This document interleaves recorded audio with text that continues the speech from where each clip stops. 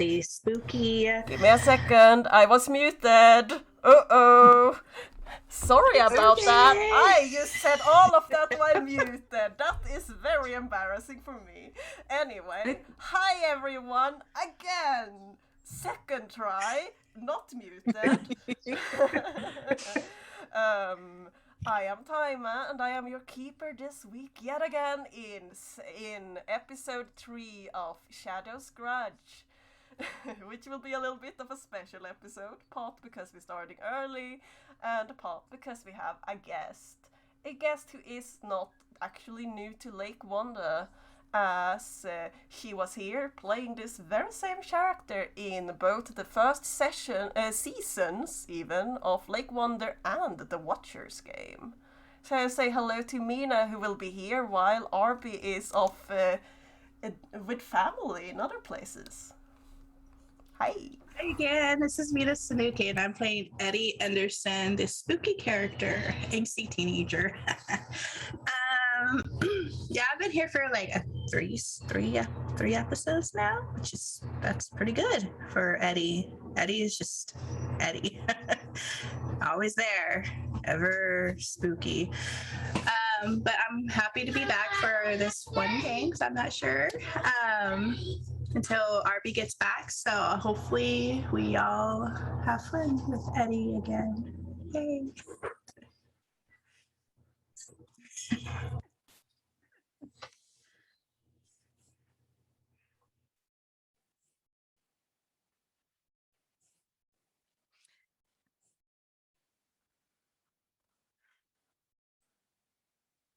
Also very important. Mm-hmm.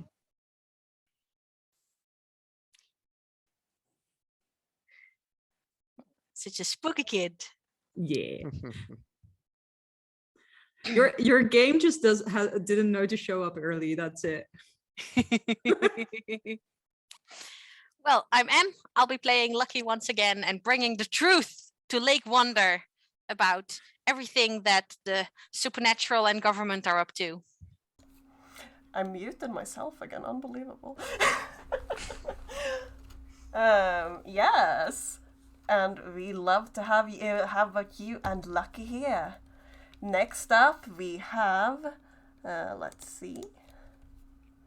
No, you are not here this week. Go away. Next up, we have the local cool kid, the chosen Drake.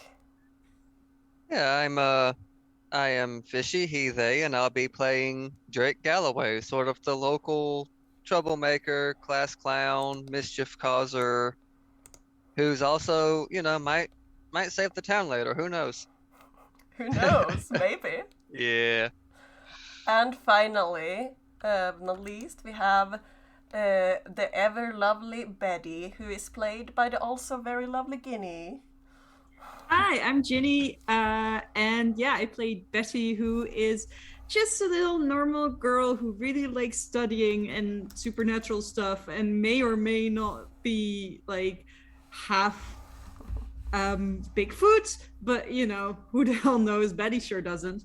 Yeah. And she kind of like she wants to be just like her cousin Lucky, because Lucky is like the coolest. And a lot of things sure has happened since it happened in last session alone. So I am going to get started on the little recap that I put together. Let's see.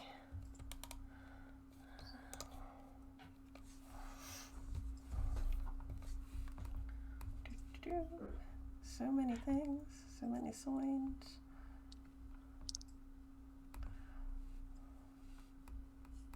Can you guys hear my cat like purring? No, I cannot. No, but I wish I could. Same. Yeah, me too. Don't we all, honestly? Yeah. Okay, so here we go. In the last episode of Shadow's Grudge, our hunters went deeper into the investigation of the strange disappearances of Benjamin Saunders, Lucky and Danny headed back to Lucky's apartment where they found that Lucky's roommate Robin had already left. Behind them, they'd left nothing behind but a tarot spread, a broken cell phone, and the much ominous note about staying out of the dark. Meanwhile, Betty returns to school where she suffered through a very long day, or at least it felt like a very, very long day, just waiting for the bell to ring so she could join her friends. And she also embarrassed herself in front of her classmate Laura, who misunderstood the reason Betty and Drake sneaked out on their own earlier in the same day. Oh, I get it. You guys went to the makeout spot. Oh boy. Meanwhile, Drake tries and fails to turn into a raven, I think. Instead becoming a rooster as he made his way back to Lake Wander's public park, causing trouble on his way there, because even as a rooster he can't stay out of trouble, clearly. Later on, while the party meet up in the park where they find Mac and learn that he met Robin just 15 minutes ago. Lucky is quite frustrated by the implication that Robin has run off on their own again. Either case, the gang goes to the location where Benjamin was last seen on the night of his disappearance in the alley. There, they find strange clues of a huge creature which seem to leave no trace but some strange dark oily residue behind which shies away from the touch of light. At this point, Drake decides to come clean about his dream last night. He tells the other about how he saw Betty's younger brother being taken by something, which is all she needed to turn heel and run off while calling her mother in distress, Drake following not far behind.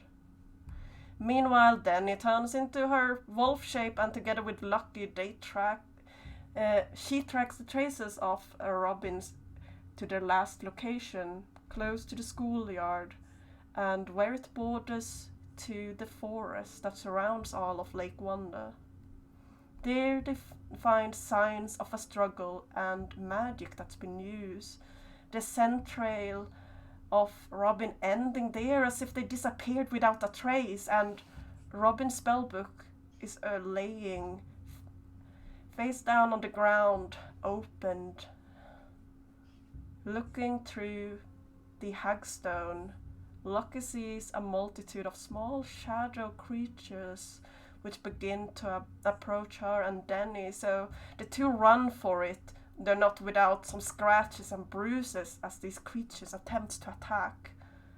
And that is where we left off last episode, with Danny and Lucky heading towards safety, and Betty and Drake getting into the car when Betty's dad came to pick them up.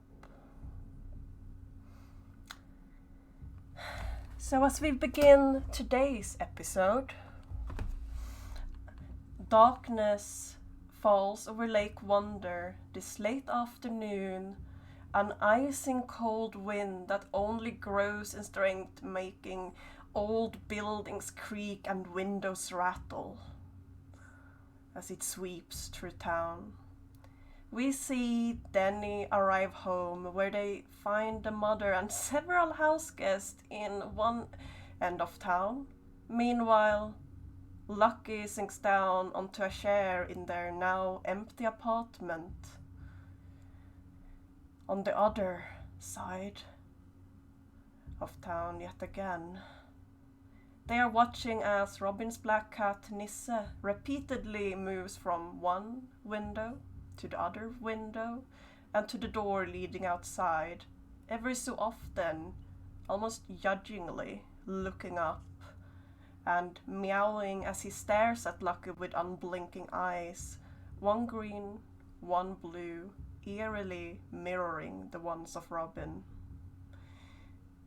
In the suburban area, Willow Hills, Betty and Drake arrive at Betty's place and hurry inside as rain begins to fall.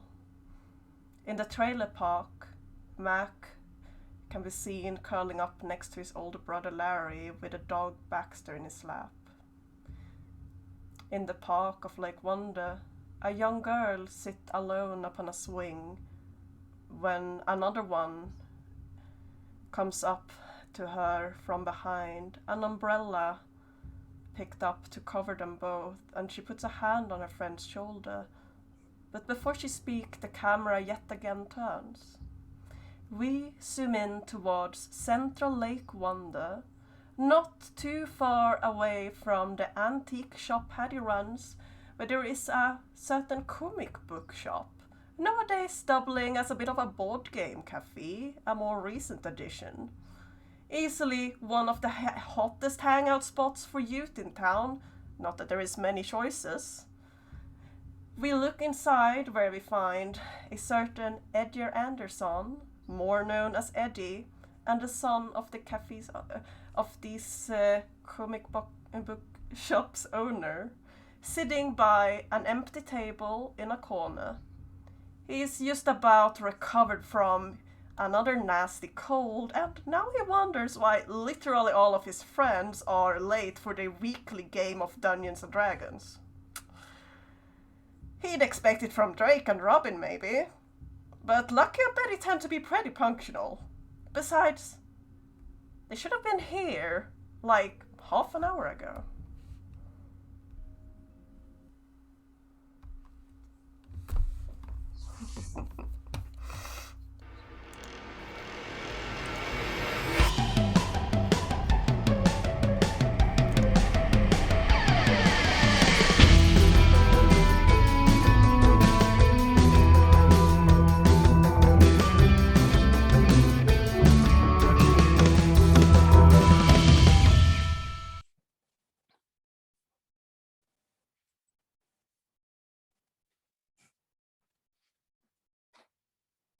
And so we begin. And I am gonna start by putting the camera towards Lucky, who is currently sitting alone in a apartment in town. All lights turned on, even the lights that normally aren't, I would imagine. Including the bonus torchlight, since the old one, well, got broken. What are you doing? Take the scene. I'm scribbling furiously in a notebook with some beginner's tarot books spread around me. Yeah. I had to get a new one since you threw the other one away, didn't you? Yeah, so the tarot for dummies is already gone. So I'm onto the slightly more advanced books. But I think it's pretty clear that it's kind of frustrating because of course we learned last time that the tarot spreads were answers to questions, and I don't know the questions. But it's all I have. Yeah. But I think after a while I just throw the notebook into a corner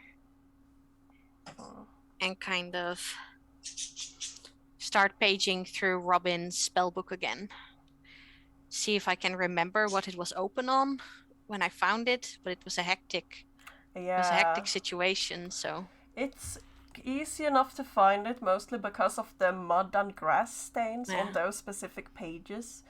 And it seemed to be open on one of the tracking spells that you remember Robin has used before, but it's hard to say if it was open because they were using it there, or if it's open on that page specifically because when Robin dropped it, it fell open on those pages. Yeah. And I think I stand up and I pace a little. Yeah. Ignoring the cat's gaze. Yeah, you have some company pacing because this cat kind of starts pacing with you after a while. And just frantically like trying to think of something to do. And then I finally remember the picture that Robin drew of an amulet Yeah. on the note. And it's a small, it's a slim chance, but I think I'm just gonna like toss my apartment and look in Robin's boxes to see if maybe it's here somewhere. Maybe like at first I thought it was something that she was going to look they were going to look for, but maybe it's something that they were telling me to use and it's actually here. So I'm just gonna Okay. look around. Can you roll me a shop? Yes. And I will tell you what you find. Oof. You are feeling pretty stressed out, aren't you? So I think I just start pulling things from boxes and it's just Robin's clothes. Yeah. So I just toss them over my shoulder. Yeah, it's like... Then maybe I find a picture of Robin and I just sit down on the floor. You do. Actually, quite specifically, one of the things you find looking through all of these boxes of things, the moving boxes that arrived, is a couple of old, like, you know, this kind of scrap album. Some of them seem really old, and the first thing that you see open there is a very grumpy looking version of Robin who is younger, longer hair, and sort of doing this thing, you know, like, no. It's pretty soon followed by some pictures of a Nisse who looks a lot younger and most notably has 2 green eyes here. And there is some pictures of you see a kind of a group picture of a teenager who has like half the hair chopped off, with probably the younger sibling and a person standing behind in like tried color hair that is grown out a bit and faded, and a very big dog. Among other things. And these they seem to be reoccurring in a couple of these pictures among other people and different places. From, you can only assume it has to be Sweden, and it looks like old buildings and locations from places you've never seen before. I think I just kind of sit down on the floor next to the boxes. Yeah. And just bury my head in my hands. And just sit there. Yeah. You sit there, and after a little while, you feel how something kinda stomps on you, and you look down to see this ruffled up cat. You sorta loaf into your lap. I need to buy air fresheners for you. He starts kneading your lap. Bet. I know. They got themselves into more trouble than they could get out of this time, I guess. But we're gonna find them. It's just, it's so late. I guess we can't really do anything at night. Do you even eat? Did I ever see Robin feed? You have seen Nisse eat. You have taken note actually of them having a kind of a strange eating habit. It doesn't because Robin certainly doesn't feed him normal cat food. If anything, it seemed like raw meat is the thing that Nisset likes. When they are not, which Robin opted to after Nisse, dragged in one rat too many, that you don't even know where it found, or how he got out of the apartment in the first place. You hungry? Do I need to feed you now? It looks up at you and just blinks once, which is weird because he very rarely blink. Okay, blink once for yes, blink twice for no. He blinks once and sticks his tongue out a little bit. Blink 3 times for yes. He rolls Okay, over. okay. I'll get you some food. Go to the fridge, see if there's any meat. Yeah, there most definitely are. Put it in a little bowl. It's not long while before Nisse joins you in there and start to eat. And You do realize this is full of hormones, right? It's really bad for you. he doesn't seem to care. All you get as a reaction is like a slight twitching of the tail, and yeah, that's about it. He just eats. That's fair. Meanwhile, though, we are going to zoom out a little bit and move the camera over to where Betty and Drake have finally arrived at home some time ago now. You are currently sitting around the dinner table as Susan is fussing over you guys, like to the kind of extent where Betty, you're kind of getting a little bit red cheek because it's starting to get embarrassing.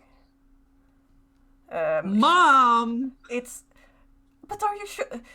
But your clothes are on. I'm fine. Nothing happened. And Drake, I'm fine. are you sure you don't want another warm sweater? I'm sure Carl has something to spare. This the one you're wearing fine, is all Mom. wet. Nothing happened to us. We're fine. I promise. But you didn't sound fine when you were calling. No, I was scared for Max. Max. I wasn't scared for me. I wasn't anything to be scared of. Why? I'm here, right? You can see it. You checked me over. I'm okay. She sighs after a while and sits down. Max isn't currently in the room because Max is playing video games with Carl and your youngest brother in the other room. And she looks at you, and then she looks over to Drake, who I can't help but imagine kind of looks away a little bit because, and looks back to you yet again, and she asks, "So, will you tell me can you tell me what happened exactly? Why are you scared for Max?" I mean, like, you probably totally heard this already, but like Max's friend disappeared, right? You heard about that? Benjamin, yes. Mm-hmm. Well, like, there's a chance that whatever got Benjamin, that it went after that is gonna go after Max as well. So we can't. Max can't get hurt. That's not. We shouldn't let him. Why? Like, Of course, we are everyone in the parenting group are keeping together, and we have done a whole. She starts telling you about this whole friend system and like buddy system that they have started up, like to make sure that all the kids are safe and going everywhere, at least 2 people, and it's like this whole thing. And she probably goes off for a little bit longer than you need. With more details than you ever wanted or asked for. I think in a way Betty does find this kind of comforting, and also it kind of takes a heat off her for a little bit. So she's just letting her mom talk and letting it all flow over her, and hearing the comforting sounds from from like the guys playing video games in the other room wash over. Yeah, and she says, "And right now, everyone are home and everyone are safe. There's nothing that would be coming in here." It's we know that it's in the dark. In the dark? Yeah, so you shouldn't let him go out while it's dark. Well, I don't tend to do that. That's why he's grounded, remember? Yeah, but that's important, and he shouldn't like. No, you no, know. he knows that he's grounded after school. He is to get on the school bus, go home, straight home, no in between things, no club activities. The only football training, but I'm there with him, and it's very well lit. He has no. You gotta stay with him, Mom. Of and like the other course, kids as well. Of course, he has they have no reason to be out in the dark. Okay. I mean, I'm just worried about him, okay? I am always worried about him. And about you. And she puts a very big Damn hand it. on your cheek. She's like, I know, but like, here, have another cookie, Drake. Drake takes the cookie. Do you want some warm? Do you want some warm chocolate? I can make some warm chocolate. I'm gonna go make some warm chocolate, and she's already over and making it from scratch. Drake, I grab my phone and I text Drake like, tell her about dream ? Question mark ? Question mark ?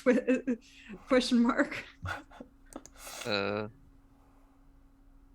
gonna text back a shrug emoji. Your Look dream at her like, do I need to, or might keep Max safe. yeah. Might keep Max safe. Texting He's this, gonna by the way. text back, okay. Then he's gonna, just sort of nibble this cookie. And so the reason we think that Max is in danger is She turns and look at you like he giving you this really intense look, in a sense of like you can almost feel like he's trying to find more excuses to keep all of you guys in this house indefinitely. Yes. I kind of had another one of those dreams about, well, that. A dream. You had a. She looks now. She looks a Yeah, little. my yeah. How much have you told Susan about your dreams before? I think she knows I have them, but doesn't know the extent of, Yeah, no, what I'm asking is because you know you have bad dreams, but does she know that your dreams have a tendency to come true, or does she just know that you have nightmares? I think when all that was explained and came out, she was there, so she at least has that idea. Okay. I mean, she knows that Drake is the chosen for sure. Yeah. Yeah, because Robin told everyone. Yeah. Oops. Yep. That happened. It was a weird. It was a weird situation. They didn't have a lot of choice. Okay. Yeah, she looks at you and she nods. Still very intensively looking. And just like slowly like, yes? Yes, darling? Yeah, so like I remember in the dream, like we were walking and Betty was there, and this she starts whipping a bit faster as you mentioned Betty. There was this shadow thing that had Max, but before it actually got him, I woke up. But there is some you notice some milk is starting to like bubble over as she's whipping so fast. Yeah. She what? And like in the end of that is like the voice turned into a half growl, and then she catches herself and just like and oh dear and she quickly picks up like a little something and dries up the mess, and then she pours up the cups, puts some whipped cream. You can see that she's very tense. She's like completely. She's trying so hard to stay a little bit smaller, but she feels taller instead because she's so tense, her shoulders up, and she's like a bit. And then she turns around and she places the mugs trying to be gentle with it, but it's a little bit of a clack as they get on the table. And then she looks at you, Drake. You saw Max being taken in your dream. Yeah. Carl, put on the alarm, please. Hey, Mom, that's why I was worried about Max. Yeah. This I think this has been enough exploration for this time. It's better if Can Drake stay over? Because I don't want him Drake to can go stay. home. Yes, Drake is not going anywhere. It would be better if the adults will take over from here. That's because this is getting very serious and dangerous, and I need to make some phone calls. And Carl, and she kind of walks off, and you have like this. You didn't tell me I was in there, and you definitely didn't have to tell her. You said. Yeah, but about Max, and you didn't say I was in there. I did what I was told. Now we're stuck. You can hear you can vaguely overhear what almost sounds like Susan and Carl discussing whether it would be better to go over and live with your relatives that is not in town for a couple of weeks while this blows over. And then they are discussing whether they can bring Drake, and then they realize that you guys can overhear and you can hear the footsteps walking away.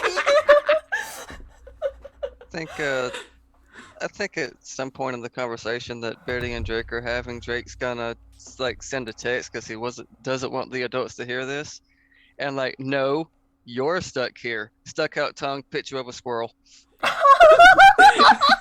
A squirrel emoji. Angry face, angry face, angry face. Don't you dare.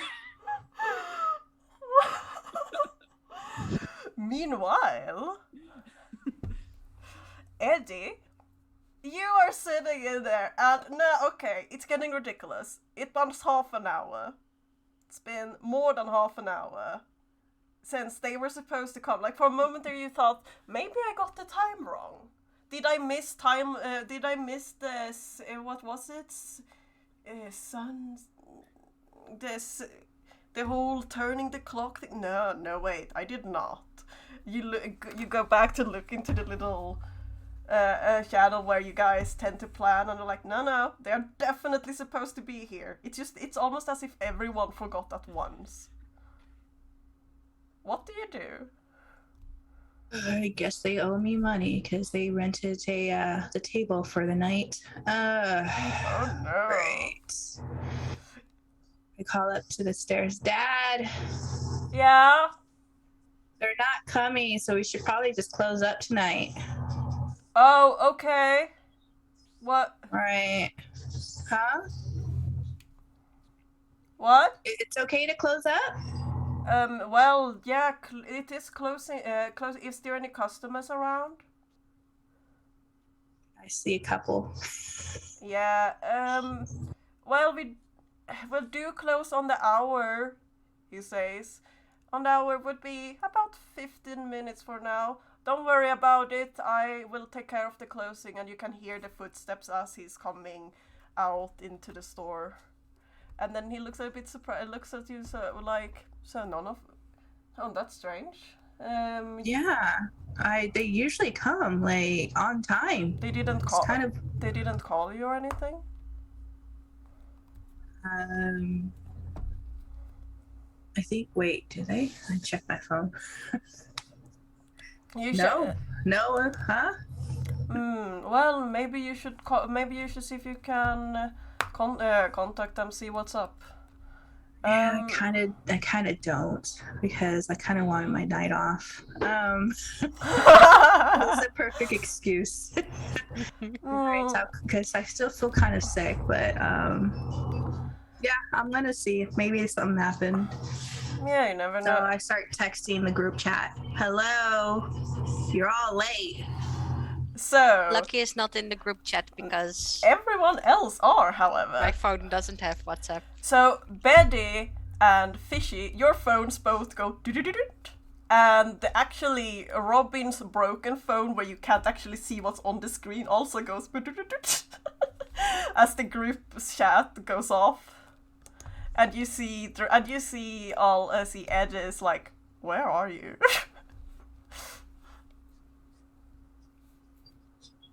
Question mark. Question mark. Question mark. We should tell him, right?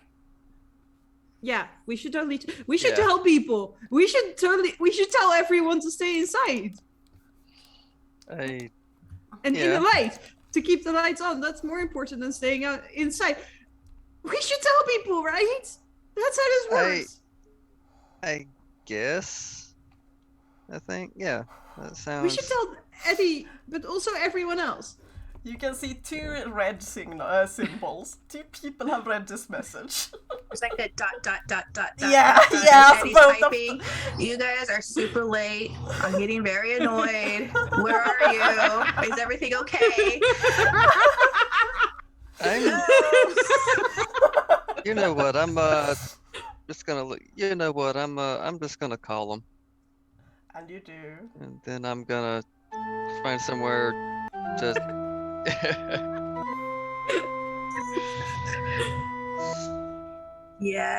Yes. Hey, yeah, what's up, man? So there's been some shit that went down. There's a shadow monster.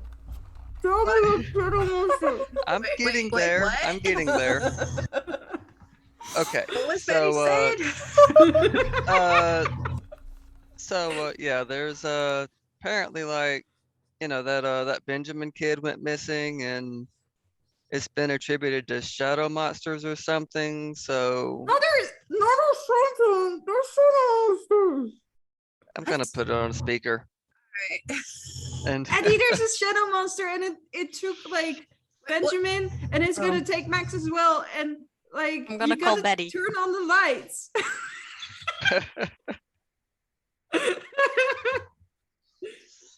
You gotta turn on the lights, Eddie. All of them.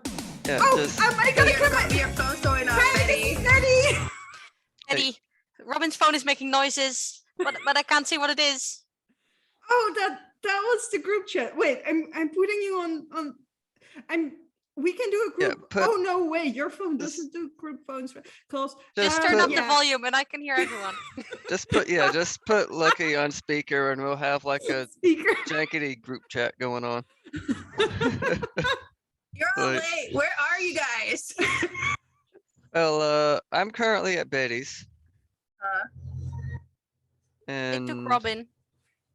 They Wait. what? wait, what? Robin's gone. They went into the forest.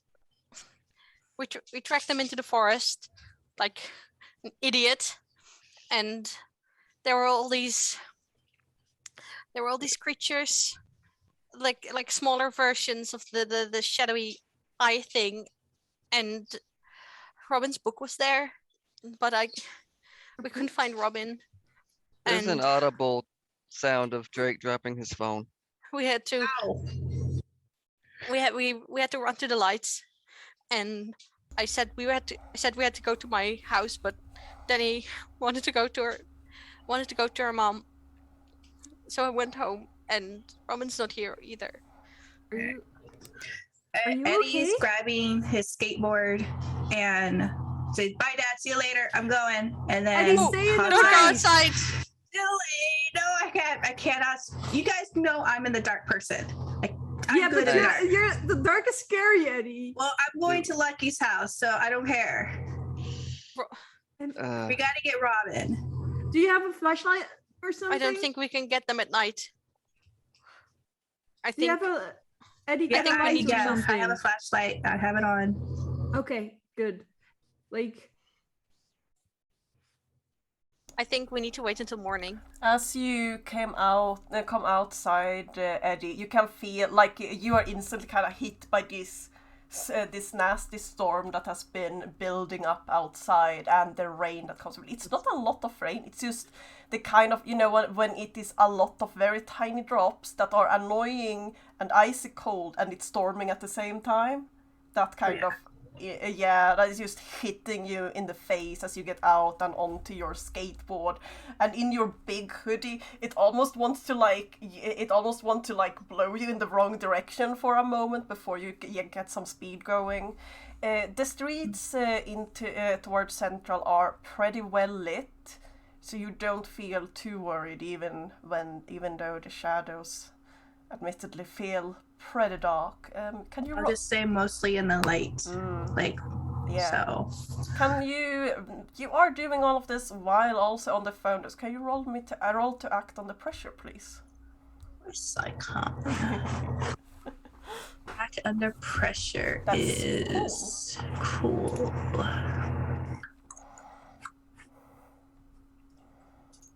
Okay, character. I didn't even have my character sheet open. Alright. I thought we were gonna be playing D&D, you guys. Literally. I know. Okay, mixed success. We'll do it at Lucky's house. Let's see. I'm gonna just. I think this is a good soundtrack. Uh-oh. Eddie, Those go are down. not good sounds. Those are Eddie, scary sounds. so question, Eddie, do you take the shortcut through the park or not? Eddie would, yes. There's a lot of light. There is In some, the park? not as many as you would wish, but you are feeling a bit stressed, and you do go through the park anyway, despite maybe your better judgment at this point. You have always felt comfortable in dark, so why not after all? And as you head down this slingering little street that you have gone so many times before, and the storm pick up, you do notice something strange in the corner of your eye, and it almost slams into you and pretty much pushes you off your skateboard, but you do manage to like catch yourself before you fall on your ass and like stumble backwards a bit, and in your hands is this big blue umbrella that has just blown straight into you. Thanks, Grandma. Yeah, you hold it up a little. You hold it up, and you can see that there is like one of these little, almost like a keychain thing hanging from it with a cute little star and moon symbol. And as you get back up on your skateboard again and continue down the path, looking around. Can you roll to? Gee, what would this be? Can you roll me a sharp, please? Yes. Sharp.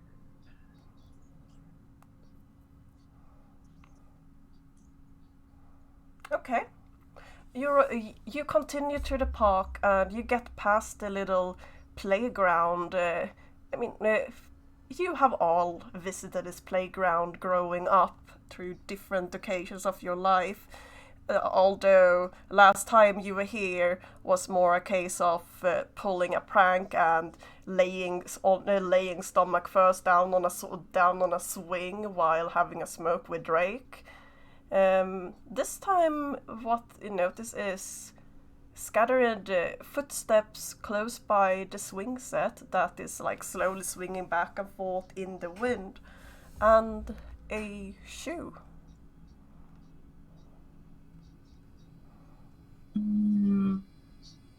Does Eddie know there's homeless around here or not? What did you say?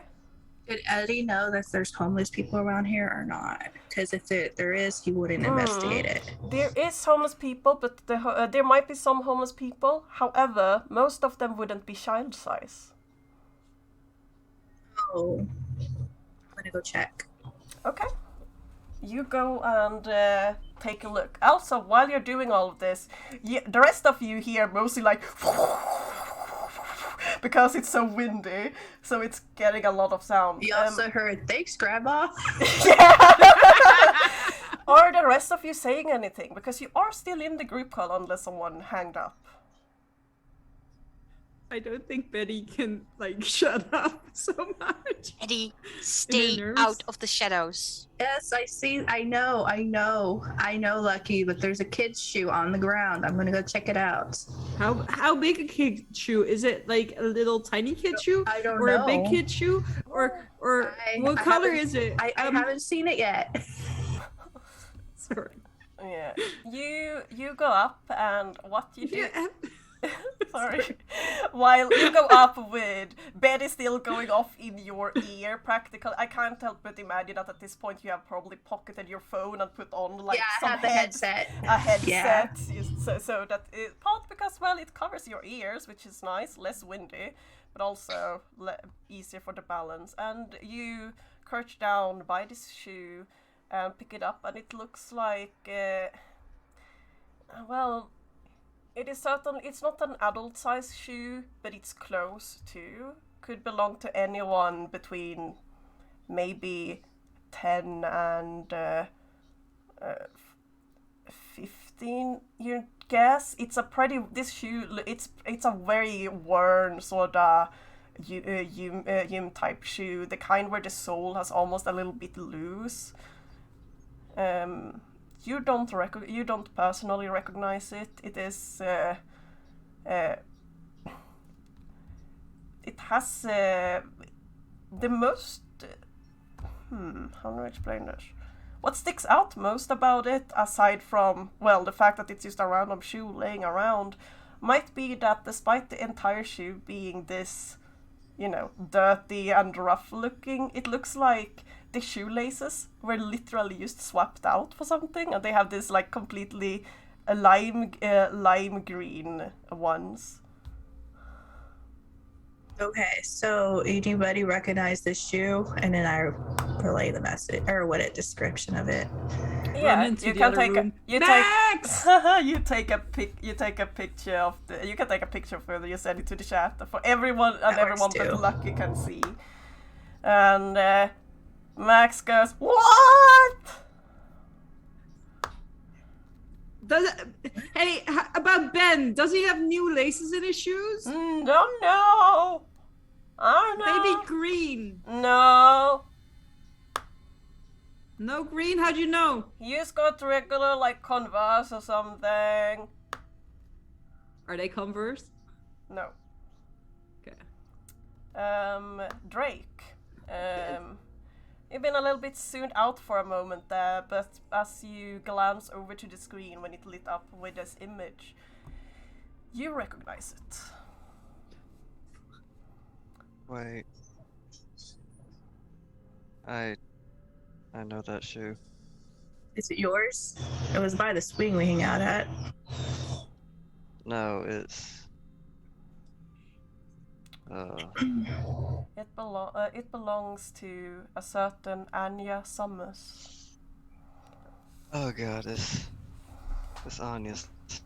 No, I'm gonna go outside and smoke, like under the porch light or something, but pacing frantically as I'm looking out, like, do I go? But I don't want to go, but I need to go, and I'm just like Betty goes smoking and Yeah.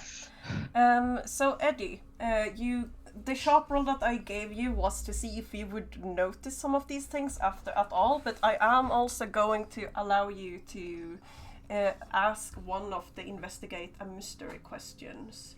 If you look into your character sheet, you can, or in the keeper reference that I posted in the chat, you can see the questions. Okay.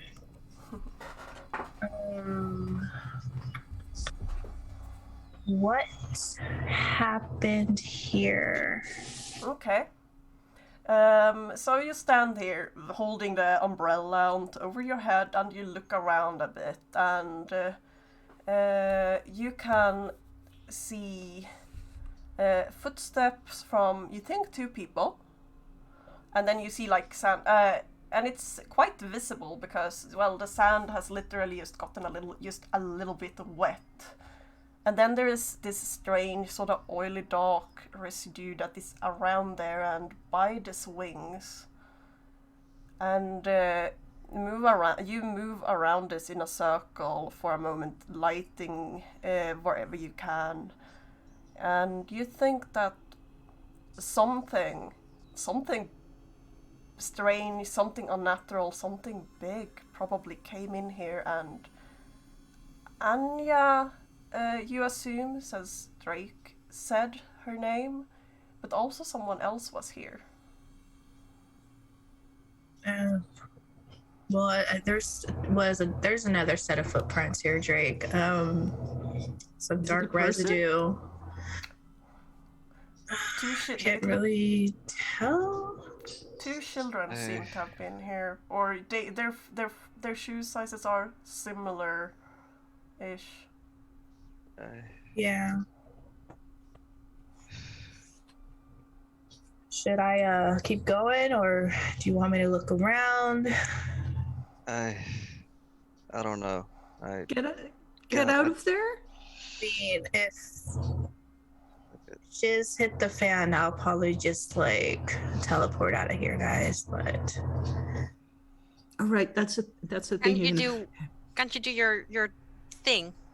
I'm actually going to do it right now. I'm going to activate my move to see if I can see any like aura around me, like magical aura lingering. Where's my character sheet? I forgot what it's called. Set or see? No, the sight. There we go. Yeah, click send the sight to the chat. Just I kind of know what it does, but anyway, still. So everyone else can see. How do I click it? In your sheet, I think right next to exactly like that. Great. Yes, you look around and you can see these vague imprints of auras, sort of. Those who were here early episodes or listened to my little last episode intro, this looks quite similar to what Lucky sees when looking through the hagstone that Robin left behind. You see little flickers of light where you can tell that people have recently been.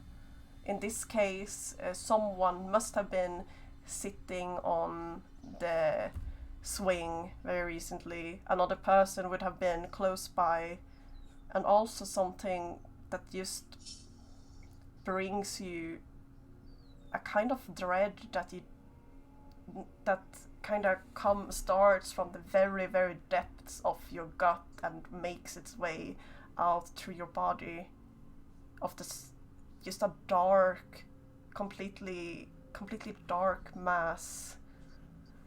Like, it's almost like if it's made of shadows but thicker, and not the safety that shadows normal brings you either. This kind of darkness is something completely different.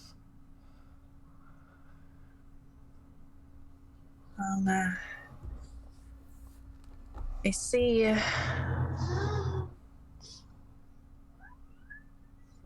I see them on a swing recently. It doesn't seem too long ago that it happened. There's some dark, eerie presence that's not theirs. I can feel it in my gut. Something bad happened here. And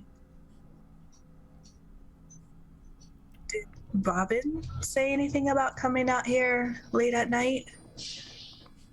They didn't say anything, they just did it. But we tracked them, and they went over to the woods next to the school, and we found their spellbook there, and dozens of those small, stunted shadow creatures with one big red eye. They tried to take me and Danny She's a janitor. You know the weird one. Yeah. Oh. I believe they were taken towards. Does it look like it was going towards the woods? Well, where you are right now is a bit more in the middle of the town, so it's hard to say, cause Like, is it going like east, north, south? Well, the first one, Benjamin, seemingly disappeared into thin air, though the creature did seem to come from above, so could have carried him up as well, I They guess. climb because like Max said stuff about it climbing on the walls and stuff, and we saw the scratches high up and stuff, right? Yeah, the ones in the trees, they were also climbing. So But we know it's climbing. Eddie, are you in the light now? Yeah, I have my flashlight on. Is it on you? It's around me. Looking around yourself, you do notice little blips of light now, and using your sight still, it quite quickly become more visible as you see a couple of these quite far away creatures, dark, like they are made from the shadows that they just emerged from. Small, glowing eyes, just like what Lucky just described, and they are just watching you. They don't seem to be trying to approach you. They watch you. They move a little bit. They stop. They continue watching you. They look towards each other. They can see me, and I can see them, correct? I'm Yes. going to... they're not people, so I don't think it's gonna work.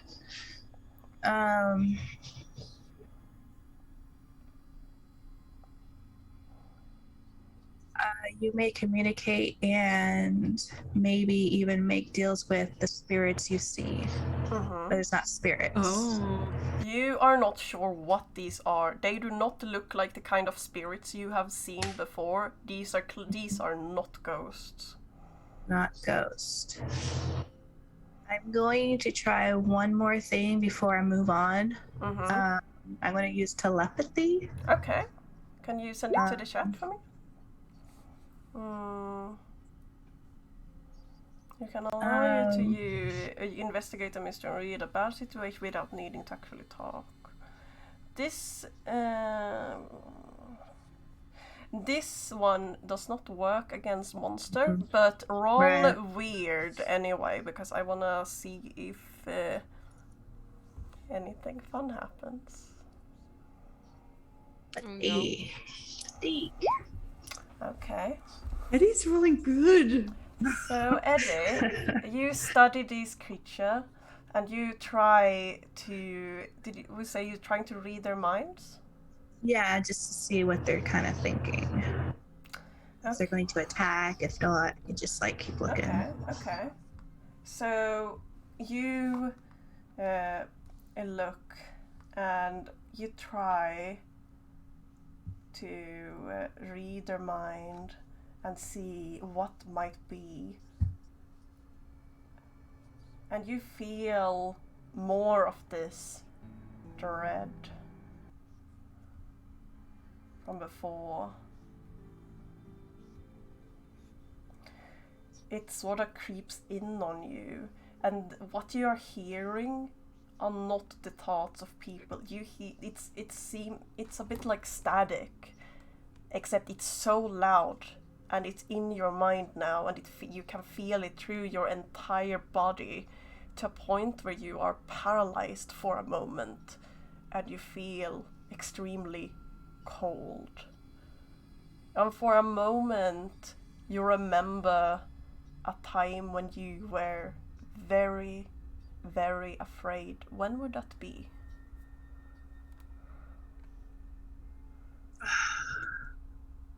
When the creatures attacked his grandmother in front of him and killed her.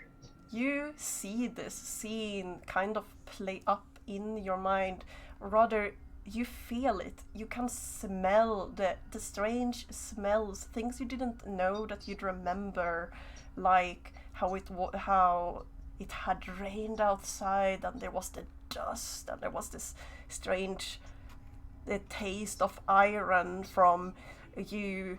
Yellen saw that you could almost taste your own blood.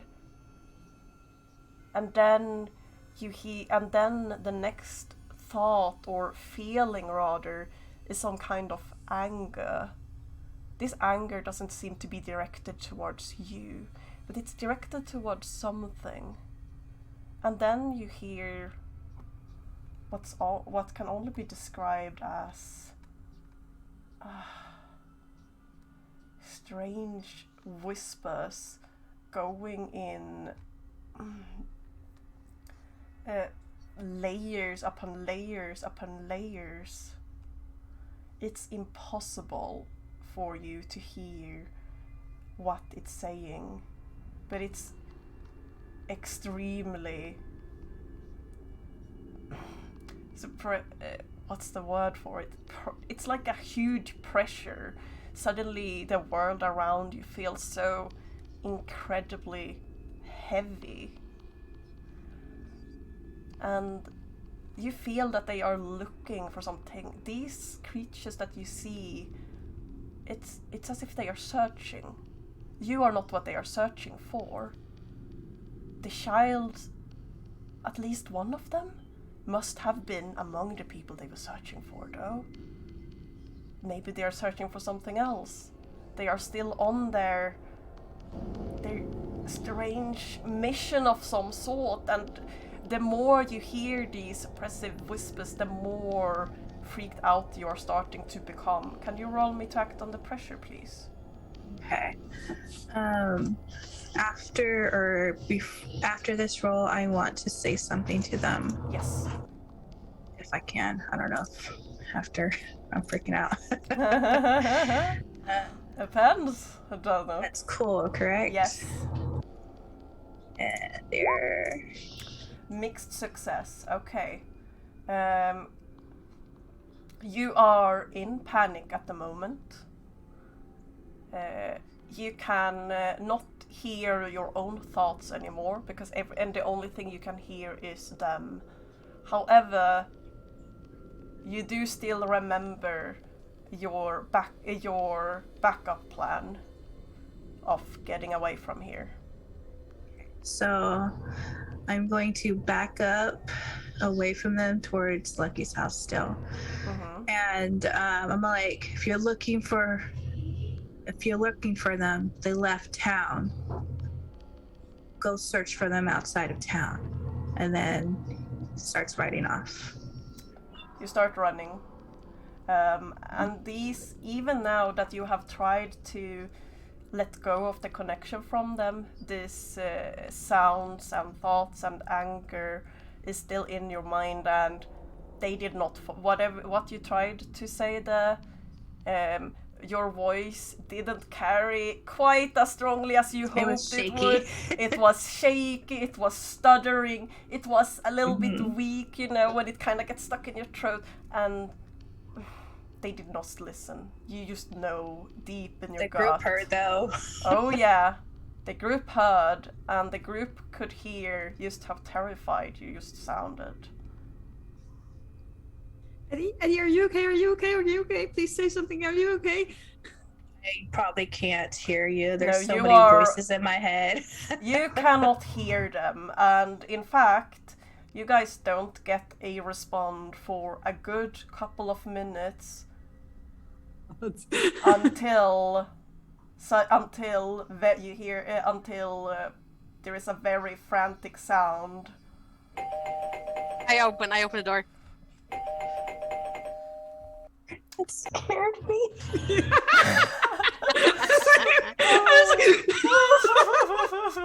I legit jumped.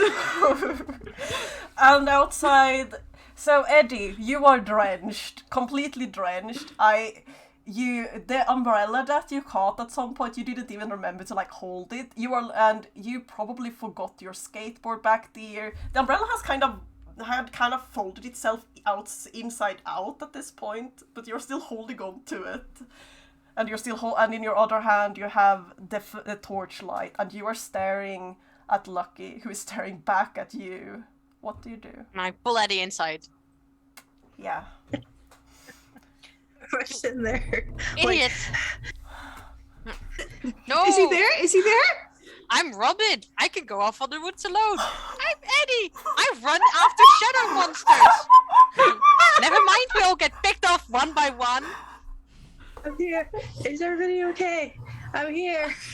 Depends, are you okay? Who are you Yes. talking to? Did you see them? Yeah. Was it the big ones or the little the ones? tiny ones? The red eyes. Yeah, the big one also has a red eye, but I don't... That one's supposed to be as big as Bear, and he's probably prowling the rooftops right now. No, I don't think they followed. They're looking for somebody. Not me. They're looking for somebody. Yeah, they Somebody. didn't care about me. So somebody, probably like teenager, Yeah. child. Yeah. About this size of a shoe. A shoe. Did we? It's size.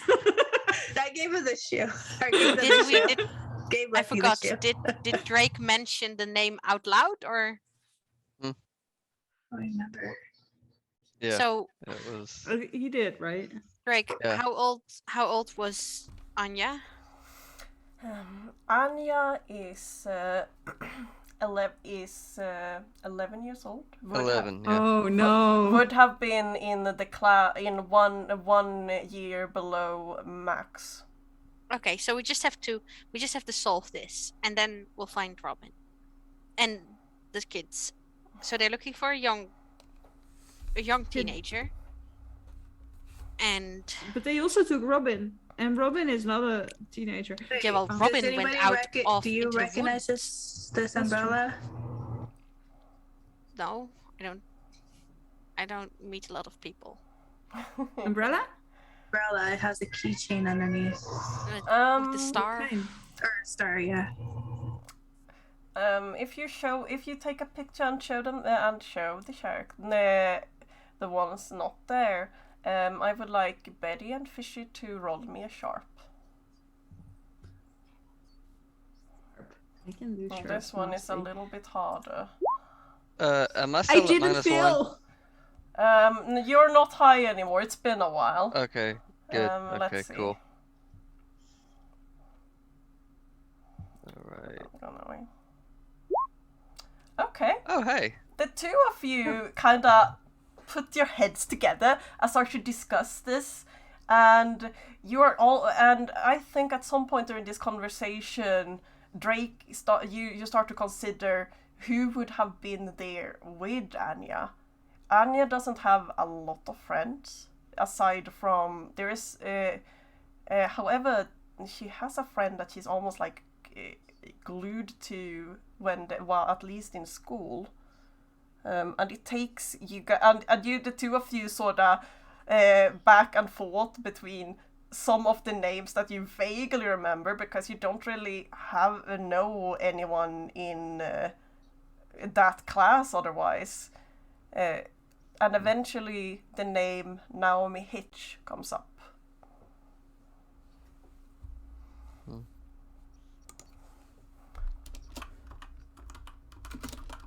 No itch. Yeah. This- Drake would know Naomi. It's just that you had a hard time recalling the name of Naomi, so to speak. Yeah. She's in the class with Anya. Yes. Anya and Naomi are in the same class. Anya is a young kid who lives in the trailer park with her mother, and she used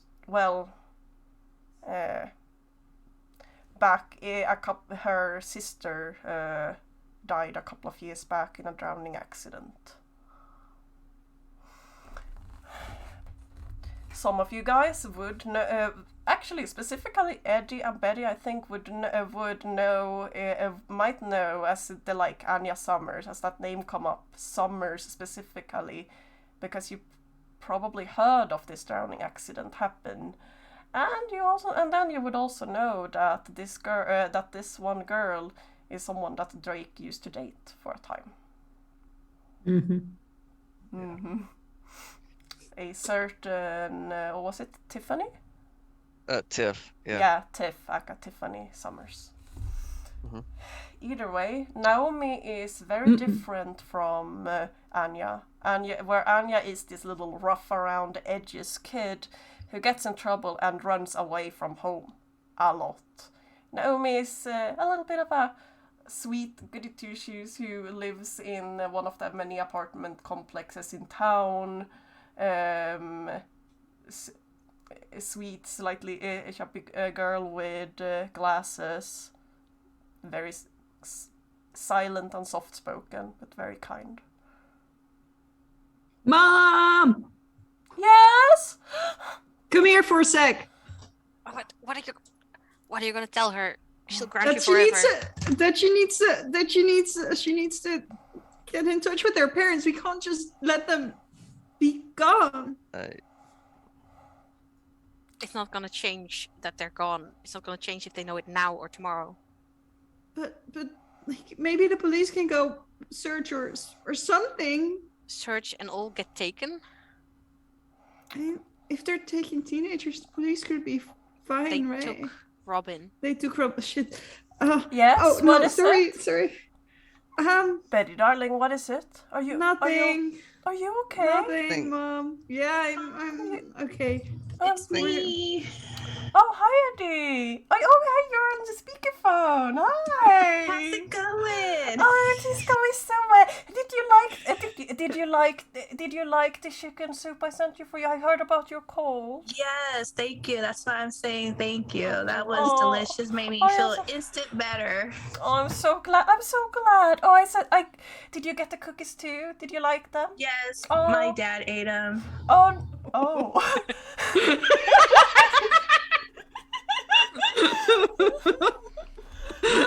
He said too much sugar would not let me get better, so he ate them. Well, I'll be sure to make some more with less sugar then. And Susan's forays is Susan is instant. Okay. So I am going to count this as Eddie helping you with a manipulate someone roll, as you are trying to get away with something here. And you don't have to roll to succeed because that was excellent. So I'm gonna give you an out to succeed for very good role play and use of character connections. Please roll me a manipulate someone +1, Betty. Yeah. Submit and one. Ah. Hey, a full success. Yeah, your mother, she's Yes. completely distracted by this. She's so happy that Eddie's feeling better, and she's so glad that the cookies was appreciated even if it was by the wrong person. And she's already talking, and she's so busy thinking about recipes of cookies with a little bit less sugar so that Eddie can have them. And then she kind of turns to you, but I'm like, oh yeah, all right, what was it again? Oh, Nothing. Just wondering, like, where does Drake sleep tonight? Oh, I figured he'd sleep. I figured we'd make the sofa for him. Oh yeah, that'll work. Okay. Thanks, Mom. She gives you a little pat on the shoulder, and then she walks into the other room again. Is there those parents though? Like, they don't know their kids. And like... You tell me. If we tell your mother this, will she help solve it? I mean, she might. She was pretty cool back when the other stuff was going on, and like she knows was their when phone she was numbers. forced into it. Are you sure she won't stash all of you somewhere safe and wait it out? Maybe. That kind of does sound like my mom. Mm-hmm. I mean, if you want to do that, that's your choice. But I want to solve this. I want to help. They took Robin, and look, Don't you think Mom would want to help too? Well, I don't Last know. time she kept us out of trouble, remember? She kept I don't trying to know. stop us from doing things. Okay. Look, Yeah. the way I see it, if we tell the cops, oh, these kids are taken, they're gonna want to talk to us all day tomorrow, and we'll be all tied up doing stupid police shit when we could be looking into the real thing.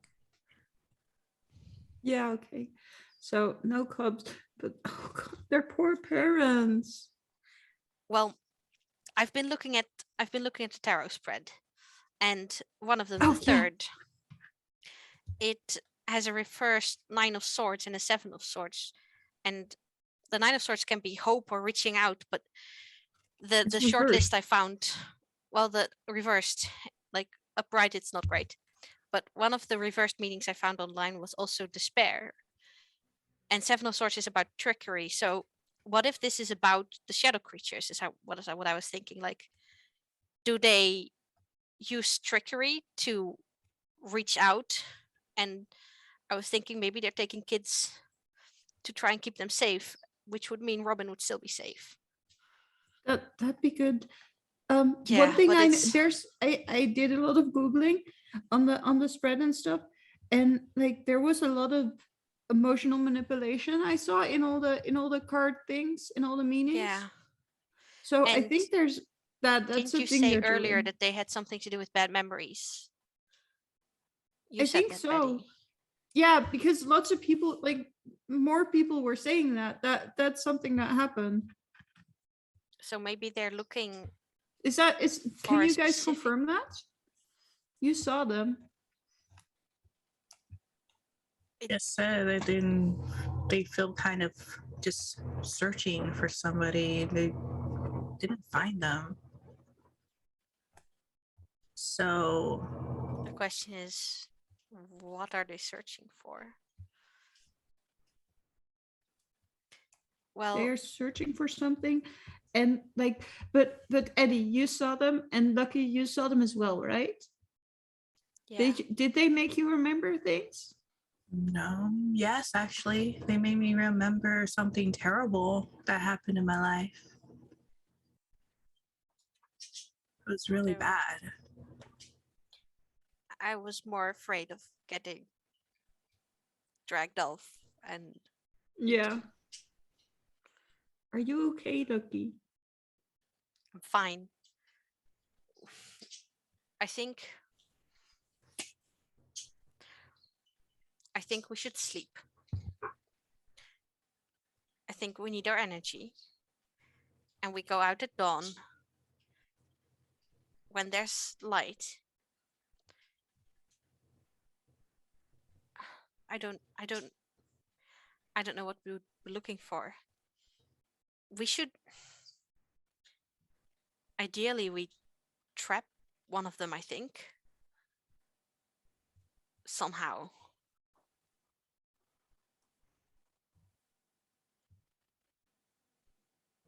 Yeah, maybe.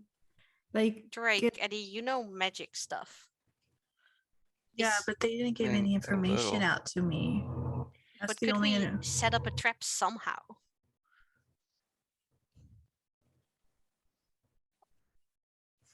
I don't think I can. I mean, I could try to set up some sort of binding thing, but What I'm if gonna we use reach the in and day? do a post-it note. What if we take the day to try and set something up?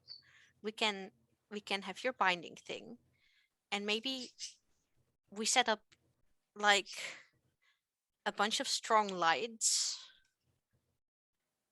with a patch of shadow in the middle, and then somehow lure them in, and then turn on the floodlights and see if anything's trapped in the middle, with Drake's spell thing as well, but then the light as a backup.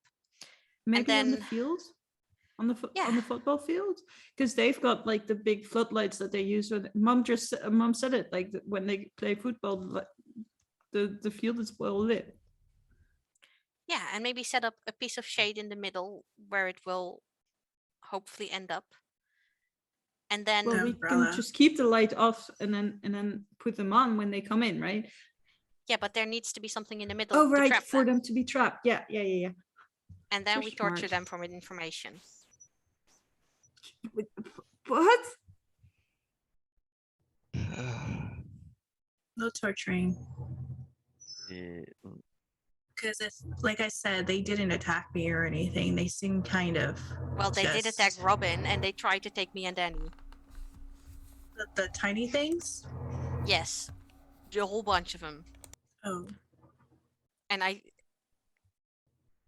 they kind of like, I didn't catch much of it. We were running, but I think they kind of jumped, and Danny threw them off. And there was also, well, we can also use the day to see if there's any connections between the victims. And there was a break-in at the store, at Hetty's store. Hetty said that nothing was taken, but maybe something was, and she just didn't notice. Does Hetty have a grandchild? I don't know. Does she? Yes, she does, but her grandchild is currently on vacation because that would be Sarah Lee Cameron. Her, I remember that name from. that is from the one-shot Halloween episode special. Yeah, My yeah. character.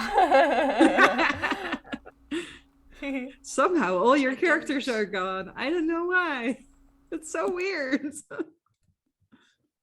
I think it's safe to say it's looking for a kid, because Robin went ahead and poked the bear.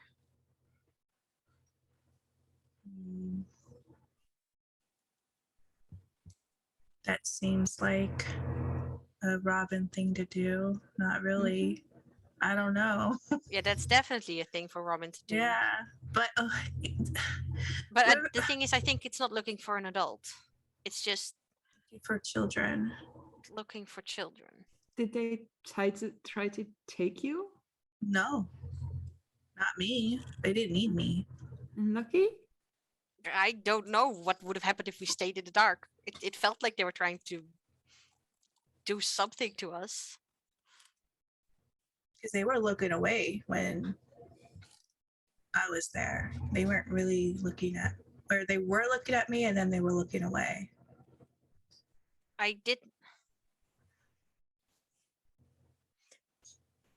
They did scatter when I pretended to throw Robin's books. They were looking for Robin's spell book. So there, and you have that, right? I have that. It could be they were. Maybe there's something in there that we can use, or something about them. How did you know to stay out of the dark? Because we heard Shadow Monster, and the first thing you think is stay out of the dark. It's just basic knowledge. What if? And also, Robin's note said so, right? Yes, What Robin's note said so, and it was one of the things that you Denny discovered after first licking the weird fluid thing and then spitting it out on the ground because it was disgusting, and then is watching the light of M's torchlight fall on it and looking as this strange little oily fluid tried to like scatter away from it. Was there goo at the swings you were at? Yes. The goo doesn't like the light, so they don't like the light. One of Robin's spells is a tracking spell. So, and this is just conjecture. What if Robin went there not to try and fight them, but to try and offer to help them? And now they want the spell book so Robin can do the tracking spell from whatever shadow realm they kidnapped them to. We could track Robin. Or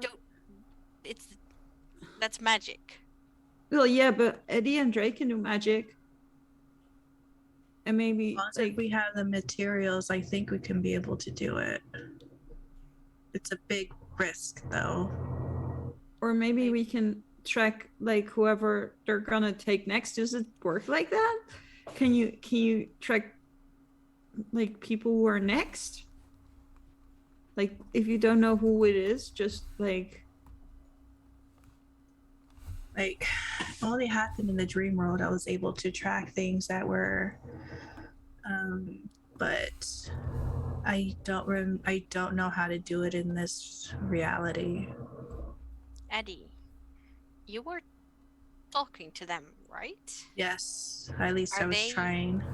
Are they intelligent or are they just beasts? I think they're intelligent. There's just so many voices. It was hard to hear. What if we try? It was like staticky noise. What if we try to offer, like, we can track? Are you looking for someone? We have a spell that can track them, and just see what they do. I'm not saying we actually do it.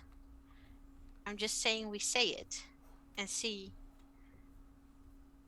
if they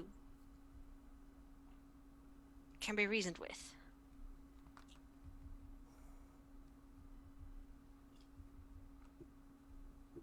Okay. Or we could go to the tracking and try to reason with them when we've got one captured.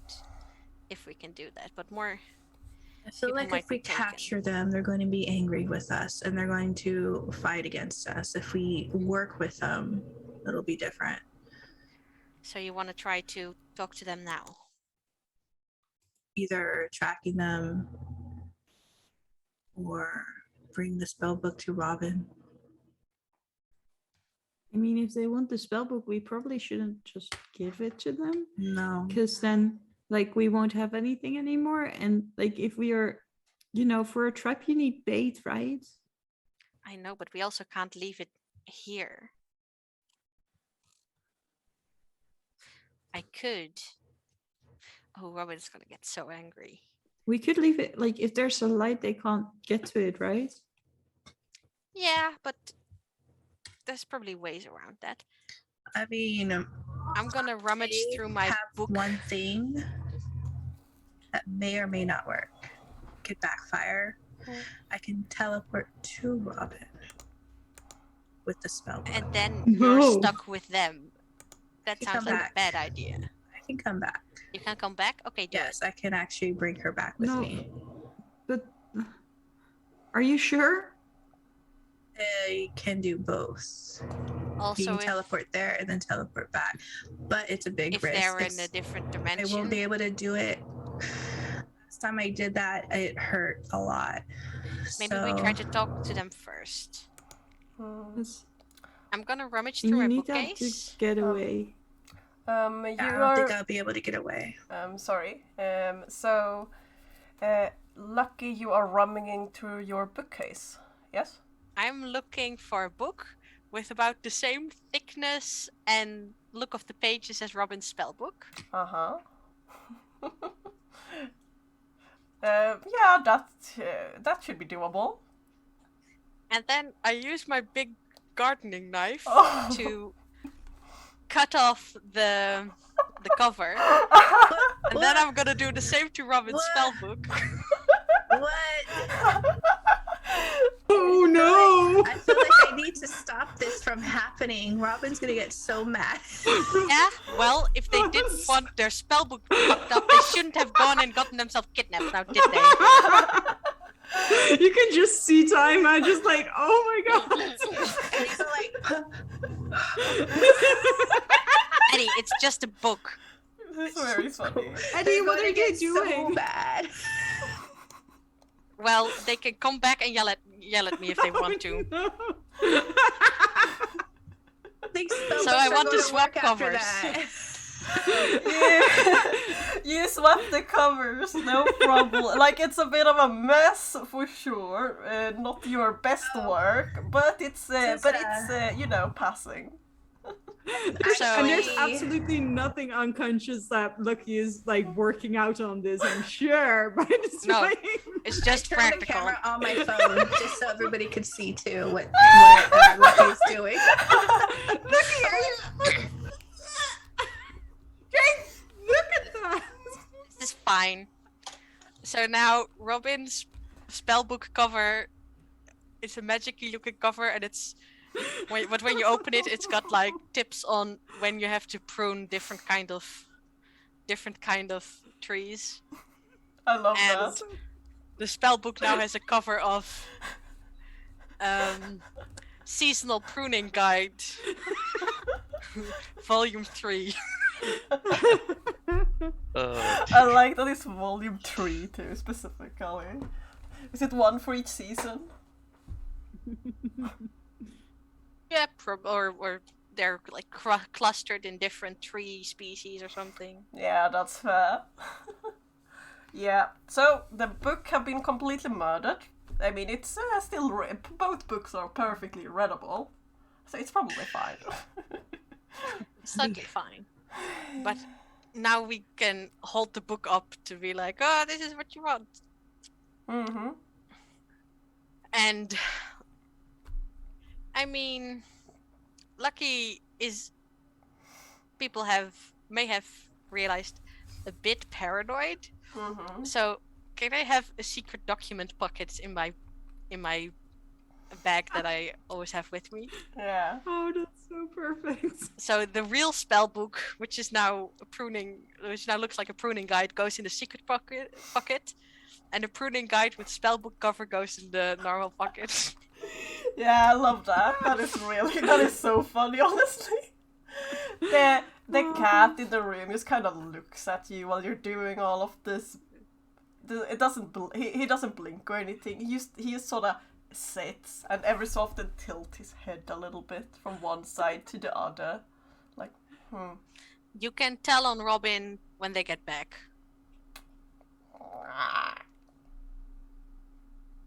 Yeah, thought so. Nissa walks over and just do the little thing against Eddie's legs, like. Smelly undead cat. There you go. So you're not going out now, right? Right? Well, if we want to talk to them, we should. But we were gonna stay inside because it's dark and. Yeah, we need. Yeah, but there's no way Betty can get out right now. I mean, we could just go.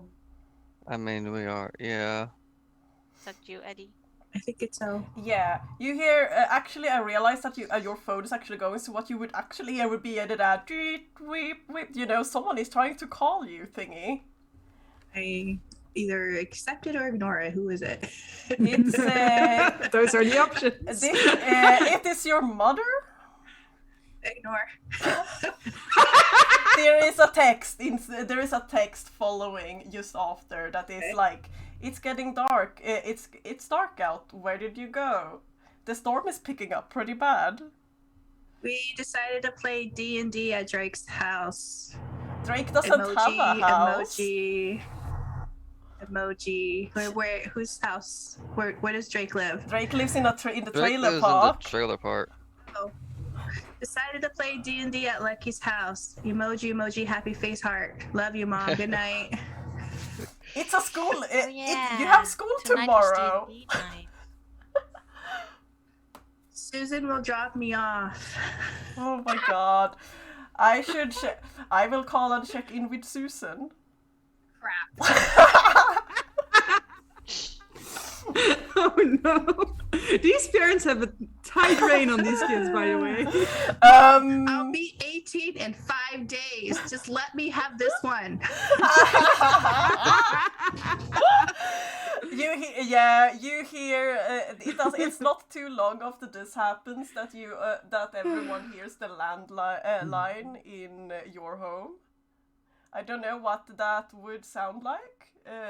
Probably one of those really generic phone sounds, which I don't have on stock right now. Ring, It's one of those that ring, sounds like ducks. ring. Yeah, exactly. And then you hear, and Susan, of course, picks up. Yes, Lewis resident. You're talking to Susan. Oh, hi. If we want to go, we have to go now. It's the D&D. You're gonna get. What? You're gonna. Lucky's place. No, Betty's right here, and Drake too. I haven't seen Eddie go. tonight. I mean, I did hear Eddie, but Eddie was talking on the phone with them earlier. That's so odd, but they are not supposed to be going out and play. Go, go, go. Okay, I need Are we you good guys for the to car? roll to Go. act under pressure, first of all. Yay! Why are you going out at night? We're in a car and we're putting the light on the the Yeah, but dashboard light thing Your on. mom is gonna go feral. Oh, Yes, everything that can yes. go wrong right now. Yes.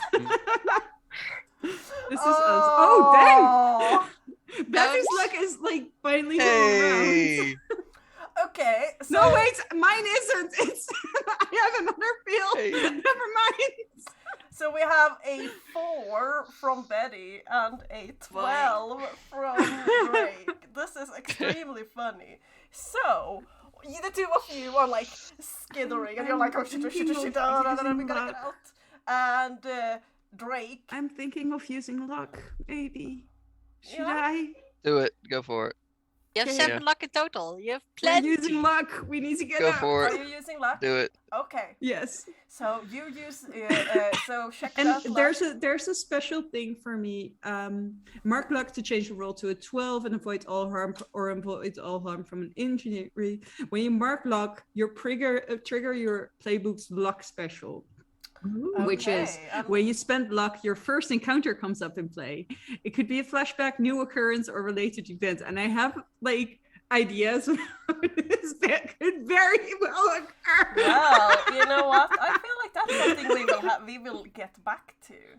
For now, the two of you hearing your mom talking in the background, getting a bit more and more like concerned, as the two of you pretty much dives out through the door and towards the car that you are apparently planning to steal. Yanking the car key on the way out. Good lord. Yep. Happy, and this is the first time in your life that you've been that you felt happy that your family can't afford having 2 cars. Probably. And my moped is probably still on the back of the car as well. Yep. So Drake, you are getting into the driver's seat, and Betty Yep, I'm hopping driving. below, and you're backing out, and you are like this close to hitting the mailbox on the way, but you don't because you've made an advanced success, so you don't. And We have off 2 you go. successes. I lucked this. Exactly. We have 2 12s. Yeah, we're fine. And off you go. We are going to take a little break here, I feel. Nice. This is so code for suspecting- Taima needs to figure out what the fuck is happening. Yeah, a little bit. I was so suspecting like Susan to come running out all Bigfoot like. Yeah. Gonna mute everything there's else, still- so give me a moment.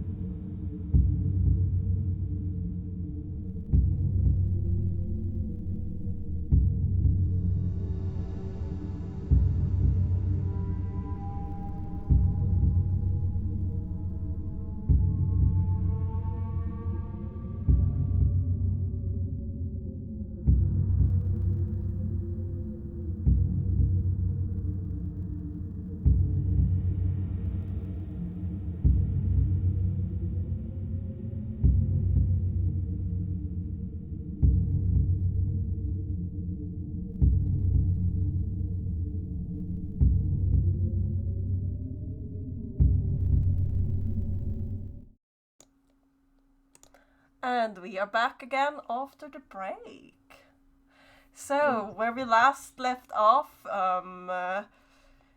Drake and Betty decided to steal Betty's family car, and because they figured that, oh shit, oh no, we're in big deep trouble, as they heard Eddie's mom call Susan and have a conversation about how Eddie is not here. No, what are you talking about? And oh boy, you guys are insane. We did it for the right reasons, ish, maybe. Yes. We would help. And Lucky's just here. I did say we were playing at Lucky's. You did There say any that. two Lucky's. Yeah, and then you said that, oh, Susan will pick me up. But she's like, oh, I should go and double check with Susan and call Susan. And here's that, no, they are not at Lucky's place. Oh, that's strange. And they are not supposed to be going out. Anyway, chaos happened. And, oh boy, yeah, you guys are out driving through this neighborhood of many nice picket fences and little houses.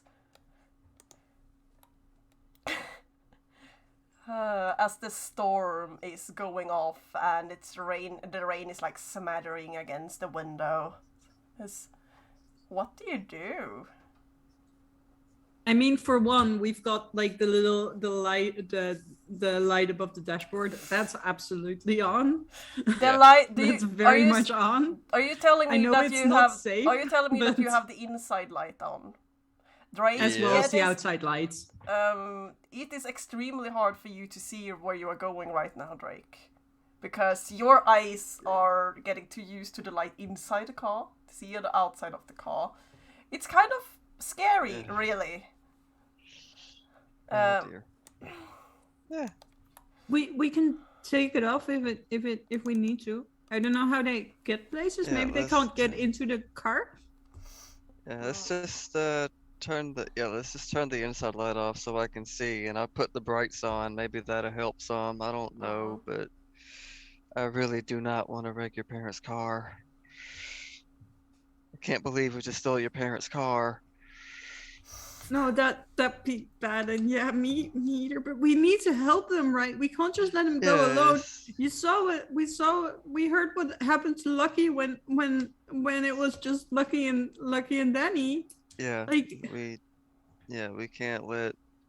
we need Can't to let- supervise these adults. Yeah. Sorry, that's not in character. Okay. In this all, did you actually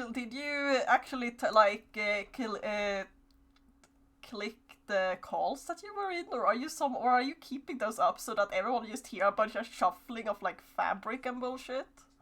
Or did one of you do so because I guess that technically you only need one of the phones since there are two in each place. I think we just had Betty's phone up, didn't we? Yeah. Oh no, we wait. had- You Drake had was Eddie connected to Eddie, and then Lucky Yeah. was Betty. Yeah. And I don't think Drake ever hung up, but he did hand his phone to Betty when he did his thing with the Okay. car. So Only Eddie's phone has speaker functions, so I'm guessing that that when Lucky just heard all of that bullshit going on, just clicked it like, okay, yeah, that's not working, because you could hear everything on the speaker anyway. Yeah, speaking of Lucky and Eddie, you're just standing there in a bit of a moment of, I think, disbelief as you hear the sound of a star starting and everything, and realize what this means. and then Did they plus just Drake. I steal a can't car? believe I stole your parents' car. That was definitely heard that. Okay. Oh crap. Guess we're not playing D&D tonight as I put the stuff back. I was pulling them out, and then I'm putting it back. Yeah, that's this is going Great. rather differently than. Different. That's the word for it. Okay, so plan. We had a plan. Mhm. I guess now we should wait for them and then try to talk to the things together. And I kind of look over at Eddie. Do it alone. Yeah, there was gonna be two of us, and I was planning to like yell at them from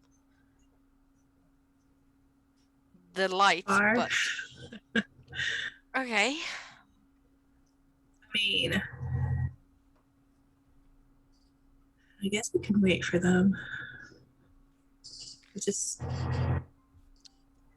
It's make only the outside bright as much as we can so they can, pull up and get in safely. yeah.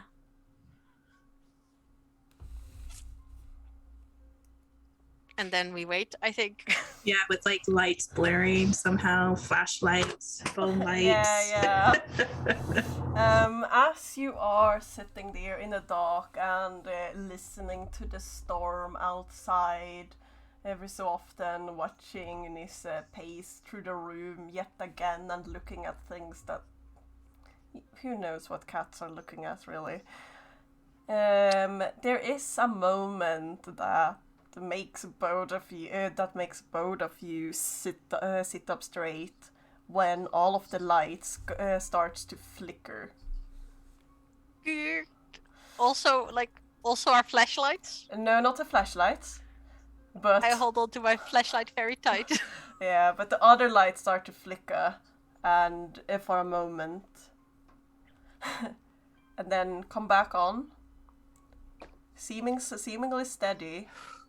I have this light activated just in case. I'm going to get my candles. Mm. Go grab some candles. Yeah, you just hear the storm picking up, and Betty and Drake, you're noticing this too. As you have just about come past the creepy parts of the woods that are between the little part that separates this suburban area from the actual town, and are back in. What route are you taking through town? Are you trying to go like straight through central because there's more, or do you actually keep to like the little bigger streets around? That's a good question. I think Drake's is trying to find the quickest way there. Okay. But also lights. More lights be good, right? Mm. Yeah, but They'll wait for us. Yeah. I don't think he's thinking about light. He's just Yeah. trying to get You there are- as quickly and safely as possible. You are getting some traffic because there is all of these people who are going home from work at the moment. Shit. And also all of the people who are doing their afternoon shopping run for groceries and such. You don't get there as quickly as you would have liked to, but you do get there nonetheless. Drake has road rage. Drake That is a thing. yells. Especially now. Ours. Get out of my way. The worst part though of this run is definitely the storm, and how because of this everyone are really, including you probably, driving. Oh no. We lost M. Oh, Yeah. Give us a moment. Oh. I am going to pause real quick, and while we are waiting for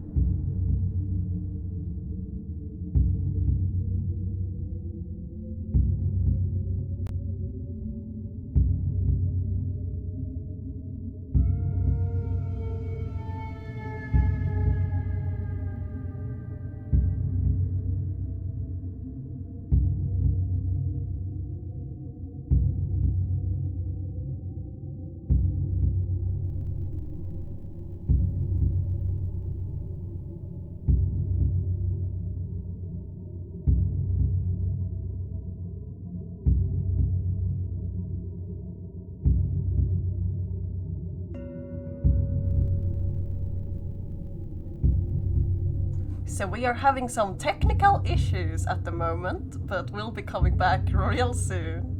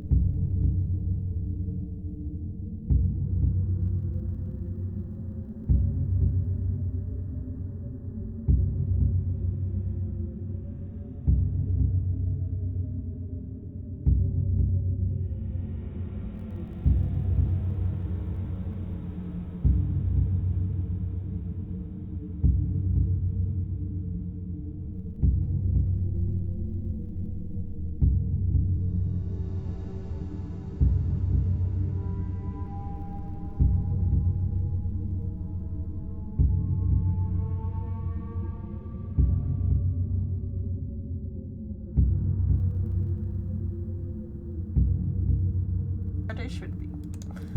And we are back! We had a little bit of an internet incident, which happens to all of us. Let's see. Yes, there was a storm and there was flickering of light in Lucky's apartment. And I might be careful and stay in the light. Don't let the shadows get you. Yeah, don't let the shadows get me. They already got my character. I think that's enough. Yep. And Okay, it looks like the internet is back, so I'm quickly going to jump over. yeah, go ahead.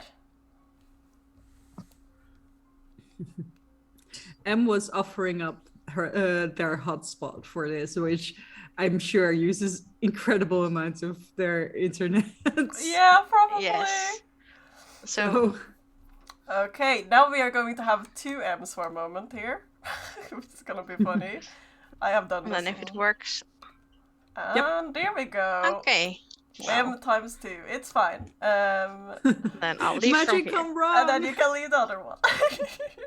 And let's see. And everything Hey. is back in place. Amazing. I'm oh wait, no, it's good now. Never Yeah, mind. it's Okay. good now. I just had to move it around a little bit. Okay. Let's get straight back into it then. Where did I leave off? Yeah, You're Blake. driving. Lights flickered. Lights flickering in the car. That's right. Or Yeah. Okay. So I was describing how the worst thing, aside from the storm and the painfully slow-moving traffic because of it, is that you do also see how there is a flickering of electricity light going out in different buildings along the street as you drive up to Lucky's place. Shit. We should have told people. I People, know. This is. it's not too late. I can still like put something on like Facebook and stuff. No. Cause oh no, Emmy's gone again. Just continue. Even if we are a bit wonky, it's fine. Like we can still do that. Like people should take. Yeah, I know. I can just put it out on like Facebook and Twitter and all those places, I guess. But, yeah. Let's do that, and maybe that might help. have you guys tried calling like Platoon or anybody else in our old group? I mean, We should didn't call they- Platoon probably. That's a good one. I mean, they know the woods, and maybe they knew something. What if they're in the woods? Their haven's pretty good though. So I'm sure just Yeah. warn them. You guys know Platoon better than me though. I'll just text Platoon. It's like, kids taken in the woods. Keep a lookout. Stay in the light. And if you find them, keep them in your haven, please.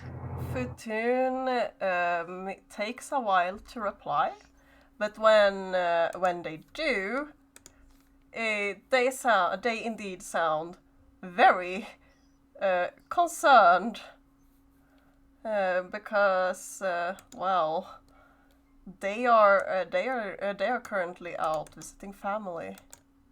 They are not in town. Everyone's Uh. gone. Unfortunately, would be a Remember the passcode to your haven? Did you change it?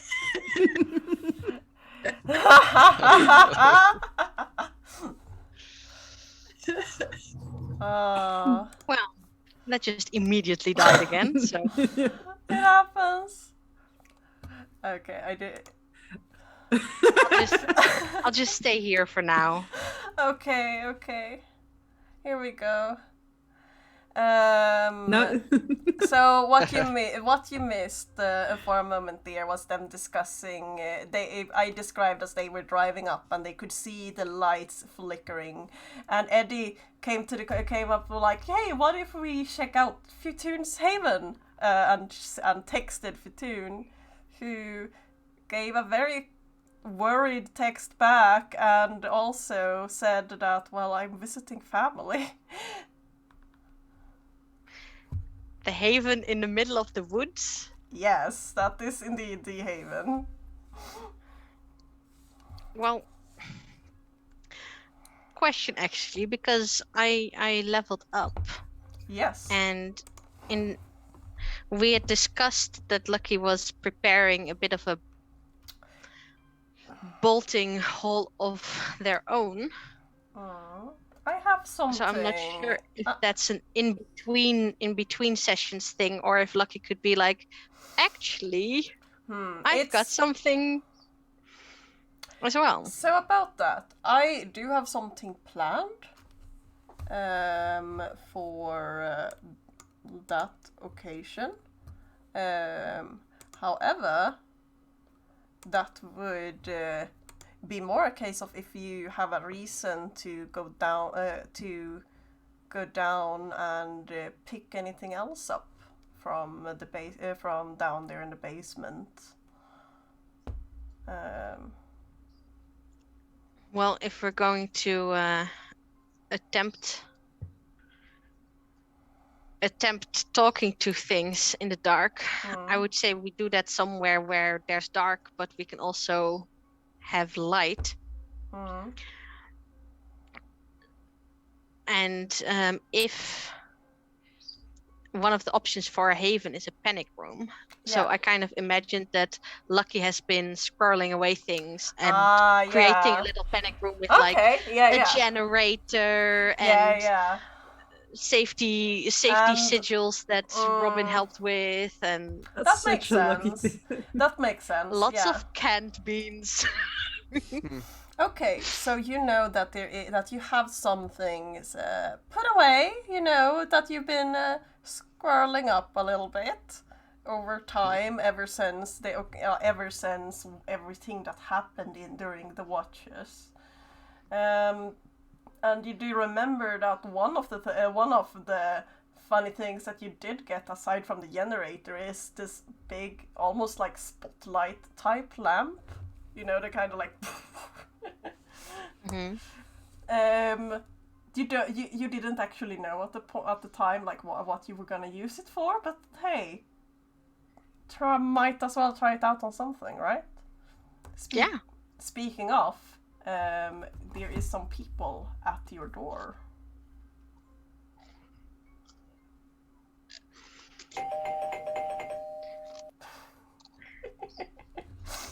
I open the door. Betty just sort of falls in and gives you a hug. Pat. Oh. I'm so glad you're safe and Roman got taken, and I'm so glad you didn't get taken, and we're here now, and we're gonna do this together, right? And Mom is gonna be so angry, but we need to do this together. And okay, well, get a hold of yourself. I mean, yeah, it will be okay. Drake? Yeah. Why don't you give Betty a hug? I kind of like squeeze out. And it's sort of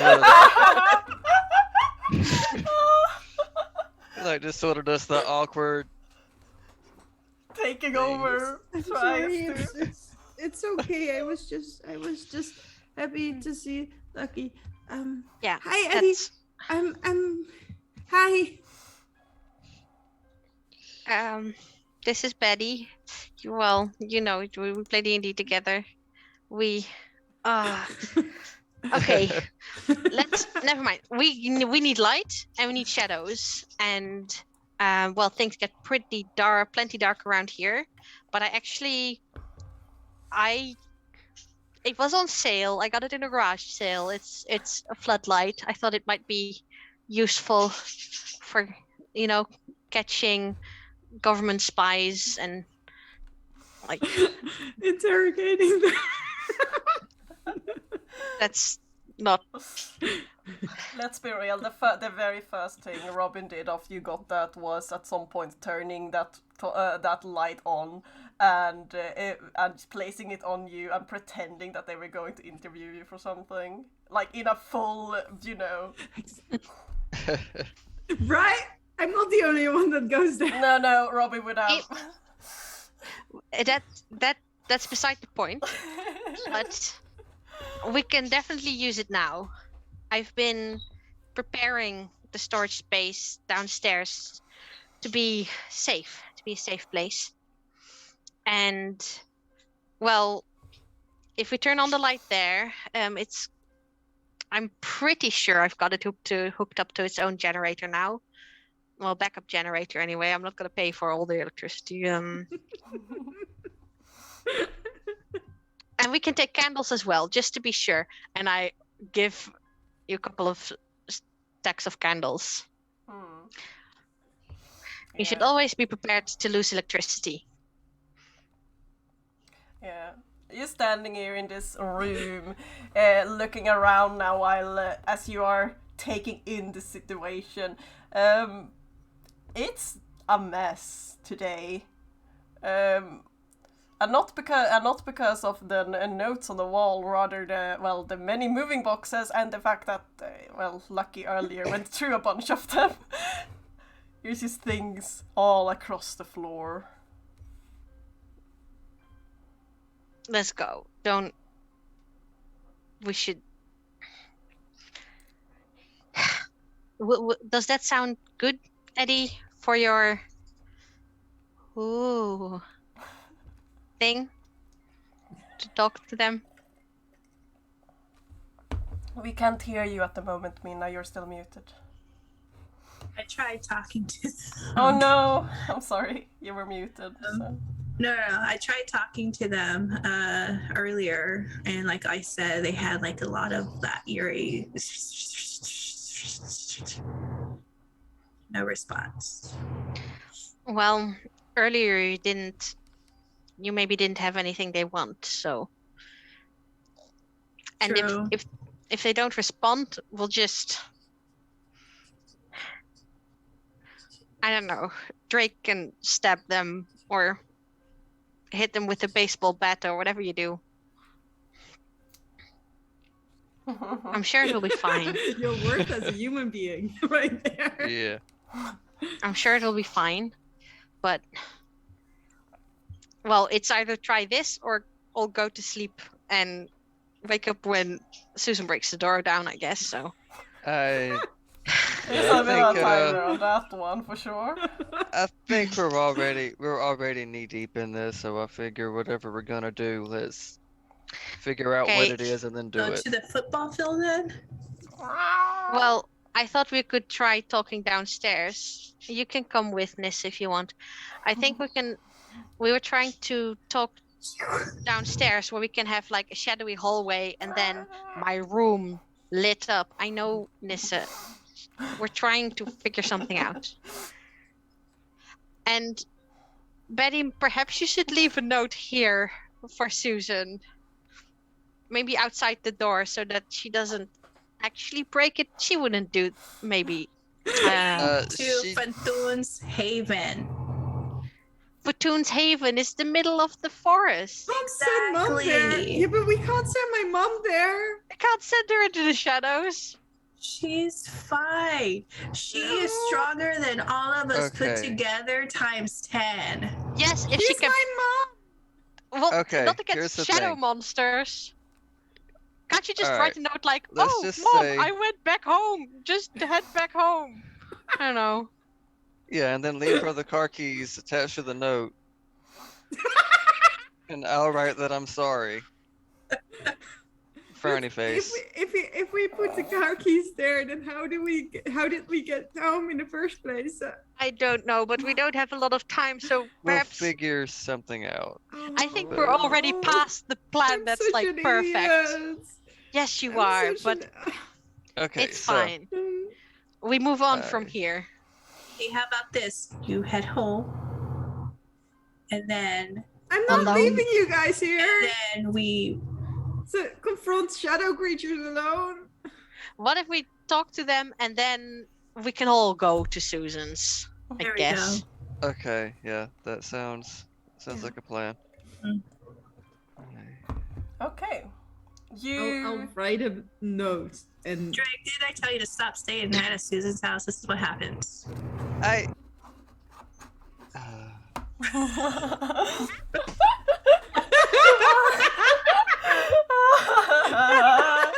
Drake just. Yeah, and Drake just freezes red. Awkward teen mode activated. Yeah, Like, oh no. so true, so true.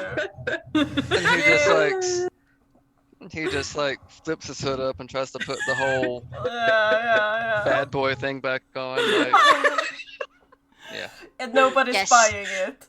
Betty writes the Ooh. note, and Lucky takes the lead, showing you guys down these old stairs. You have to leave the apartment first and go down this little hallway. Does Nissa want to come, or Oh. does Nissa want to stay in the Nissa room? is coming out with you guys instantly. Someone pick up the cat. Can I pick her I'll up? do it. Or Drake again. Can you guys? We can't lose Robin's cat. Yeah, you do definitely see that Nissa seem to be actually going for, outside rather than downstairs. So you managed to just barely. Actually, I would like to. Oh, that's a fun one. So, Ginny, I want you to roll Betty's special weird move.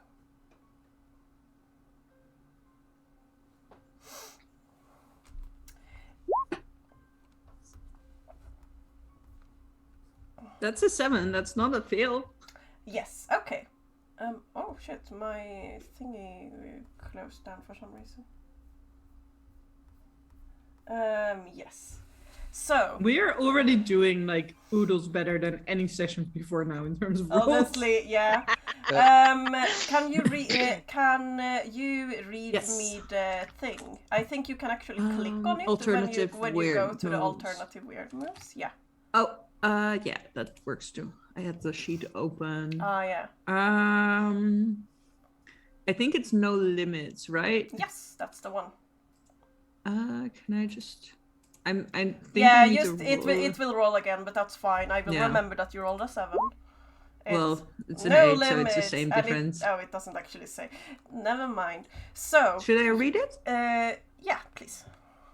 When you push your physical body past its limit, roll plus weird. On a 10 or more, your body obeys your will to the limit of physical possibilities. See below for a moment. On a 7 to 9, you do it, but choose one consequence. Suffer 1 harm, take -1 forward, or you need to rest right now. On a miss, something goes horribly wrong. What do you, well, pick one of the things, and I will say what happens here.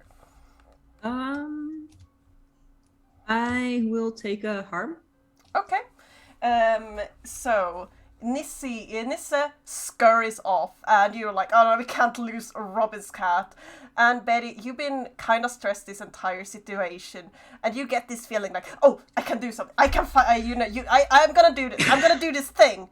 And you set off, and the rest of you have never seen Betty move this fast. First of all, it's like they're there for a moment, and then you have seen one other person move this fast before, and that would be Susan going through the woods when Susan thought that there was kids in danger. And Betty, you throw yourself, and as you do, it's almost she feels bigger than she normally feels. She feels less human than she normally feels for this blink of a moment, as she kind of half tackle and hugs Nissa to her chest before landing, and who hisses and give you a bit of a scratch on the cheek, so which is how you take 1 harm. Not very happy about. That's not nice. Just stay here. I know Robin isn't here, but we're gonna try to get her back, okay? No scratching. Anissa too, actually, for a brief moment, looked very different right there. Their jaw, and when they hissed, was unhinged, much too long, and their eyes very much too wide. And it almost looked like they were about to grow briefly, and then before shrinking back to just looking like any normal cat. It's okay. Thanks. Betty. That was very helpful. We couldn't let her get away. Robin would No. be really mad. And like it could be dangerous. The shadows could get her. Yeah, good thinking. And this is how I brought in what happened to your luck. Actually, speaking of that, can I there? Yeah, you can click. No, that's the wrong one. That's the wrong one. That's That's the the wrong wrong one. one, This I one. think. This is the one I keep. On one stranger. You take a note of any reports of strange creatures. Whenever you see a new type of creature, you may immediately ask one of the investigative mystery questions. Yeah, go ahead. And I think Nisa is absolutely a new type of creature. Yeah, what do you want to ask? Let me just grab the questions. So my first instinct is to go for what sort of creature is it, but actually, I think I might want to go with what was it going to do? What is being concealed here?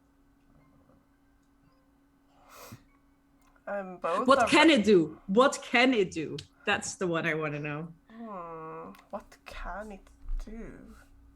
Like also in the context of finding Robin and that kind of thing.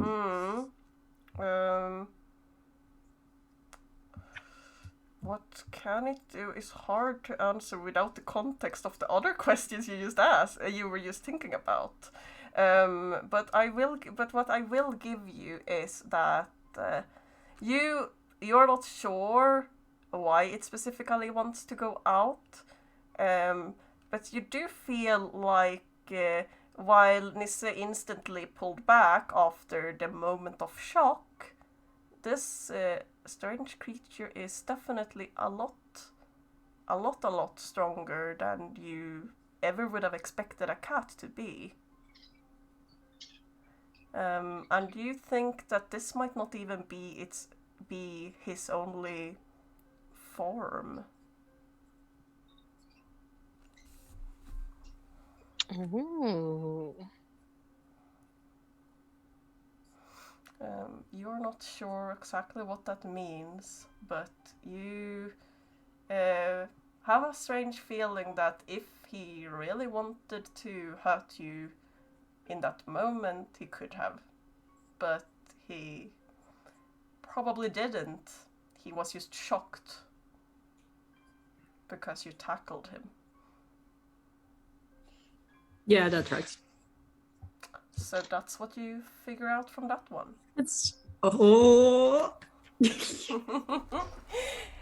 Character lore. Hey. Mysteries. So you get back up. You are bleeding a bit from your cheek. Like it's looking pretty bad. Not gonna lie. Like it's the kind of the kind of wound that it's in your face, so it looks worse than it actually is. Very much that. You do remember that you have one extra first aid set downstairs though, so I have a feeling that you guys are not waiting around. You continue down, holding on to Nisse, who begrudgingly make annoyed cat noises every so often and sort of tensing up in your arms and doesn't really want to be there. Eventually you do reach this other little hallway that is it's a bit of a yes, it's a claustrophobic vibe down here with light bulbs that are hanging bare from the ceiling, and you see this row of almost cage looking things that would be where the different residents have their things, mostly things that have been forgotten for years. There is so much dust. Those are terrifying. Here. It smells kind of wet, like there's a strange wet smell that you don't know where it might be coming from. A little bit metallic from the cages. There is a bit of rust here and there, and you do definitely hear a slight skittering someplace. maybe vermin of some sort. And Lucky has been down here and just continue walking. No problem whatsoever until they reach the one that has their number and unlocks the many, I like to imagine, probably too many little... oh gee, I forgot the English word. Go me. Well, you know, the locks that are hanging on a thing. Padlock. Padlock is the word. Thank you. How many padlocks? Well, I think there's a numerical padlock, one with a key, and just a keyhole. Yeah. And then the rest of the like sliders and stuff are on the inside. Yeah. You go in there and you start moving things around as the other kind of follow you in. It's a quite tight space, especially since aside from the things that you have hamstered, there are some other things. And I would like everyone actually to roll me a sharp now, just to see, just for myself as a reference. How many times does Eddie sneeze? So many times. Yeah. It's like nonstop right now. Tight space. Okay, let's see. Got an 11. You rolled 11. Okay, so you walk in here while Lucky, you're muttering to yourself as you are picking out the things that you think you need.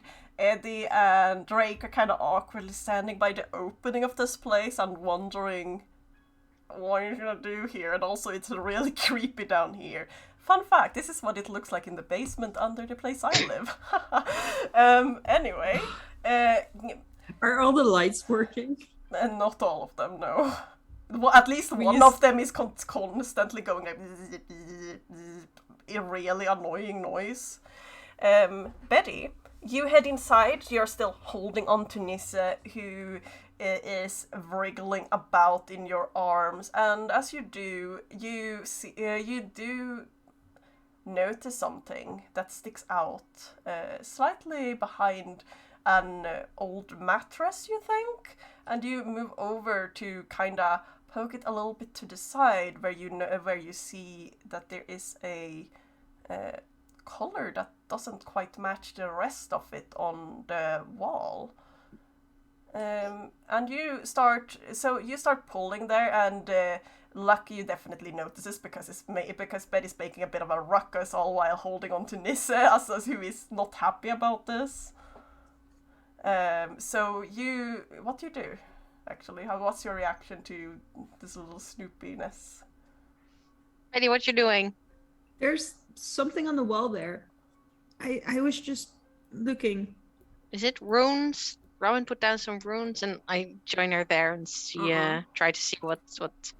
You come What's along. there? Yeah, you come along and you move to the side and start to, and the two of you together, you have to shove Nisse over to Eddie, who starts to sneeze again, and proceeds to give him to Drake while you have to like go off and blow your nose for a moment.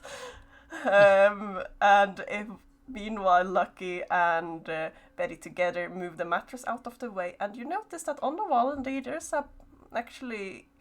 you're wondering how you didn't notice this. Maybe it's because this mattress has been here almost since you moved in here. Maybe you think your father might have put it down here actually. I've been planning to turn it into a spare bed for at least 3 months. And it never happened. It just never happened. Never happened. And it's been there for so long, so much longer than that too.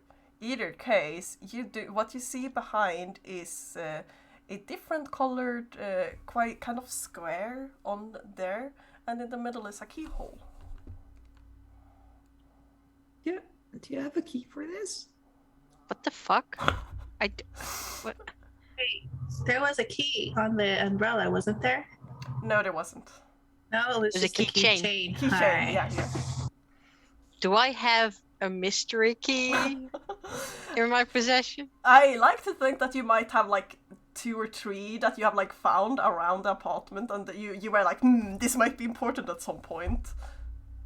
I try those first. Yeah, the first one is like way too small. The second one is like stupid big, and you realize that, and it doesn't even go into it. This last one, however, does. And as you turn, you hear a couple of clicking noises, and Perhaps I should have thought about this before I did this. I say after turning it. and you hear like some sort of hatch open, and you feel like you can push this now. I do.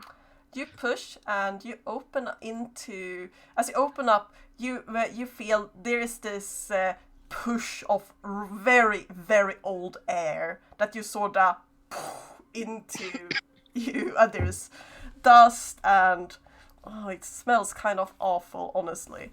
But inside, as you finally get things together and start to lit the space up, you see first a small crawl space that like is quite thin, like the size of the place. So you have to dodge under a little bit to see further in, and then you see a room in there, and this is. Ooh. It looks a bit like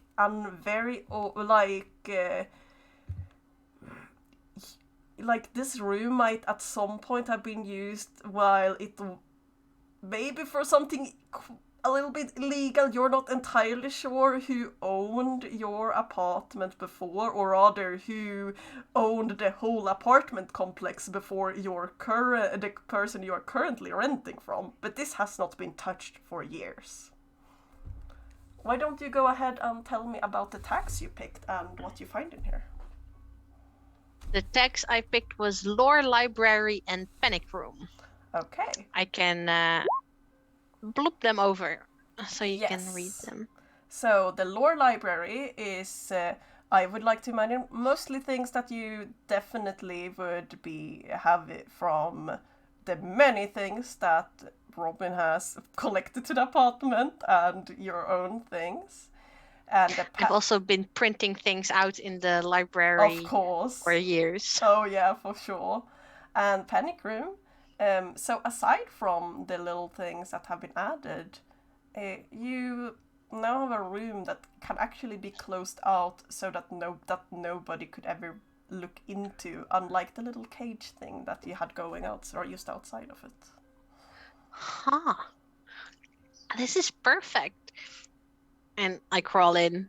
Yeah. You move inside, and there is actually an old bed there. You do not think that you or anyone would want to lay on it though, but it certainly is there. There is a couple of really worn shelves and very, very, very old cans of food from who knows how long, and several bottles of very old alcohol. Huh. There's actually some brewing supplies here too. Is it Prohibition era? Probably. That's so cool. This is so cool. You're finding a Prohibition era old secret brewery. Congratulations. Well, this will be perfect for if we need to hide up. I just need to rig the generator to this place. Oh, but we don't have time now. But I guess this would be very dark. If we want to flood this and see if we can talk to them in there, and then if we don't like what they have to say, we just close the door. So a question. So you know that they don't like the light and that they move around in the dark. But how did you think about actually getting them down here? Well, I've been operating under the suspicion that they just generate spontaneously in the dark. Okay. But it could very well be that it is not the case. Okay. When I say I mean Lucky. Yeah. No, that makes sense. So what do you guys do as you try your little "will you show up now" thing? So I think we rig up the floodlight Hmm. in the main storage area. Yeah. Like my little cubby. We light as many candles as we can. Yeah. And then... Okay, how about we first try to talk to them into this dark, and otherwise we can take out the light bulbs in the hallway. Mm-hmm. We can actually push them in too by putting on the brights out of the car, aiming towards the front of the door. So when they go inside, just turn on the brights, and then they can try to find a hiding spot downstairs. I guess. But we can also lure them in by the book if you really think they need the book. Well, they wanted a book before. They were... It's like, I have the book. Come on, guys. Is that what you do? So...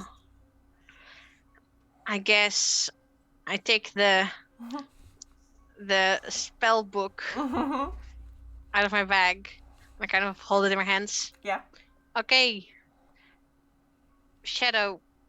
We have Creatures. everything set up. Oh, we have to get things set up first. Hold on, wait. We've Yeah, had it's set up. We've got candles and we've got lights. So what do you guys want to set up? Who's gonna turn on the headlights? Drake?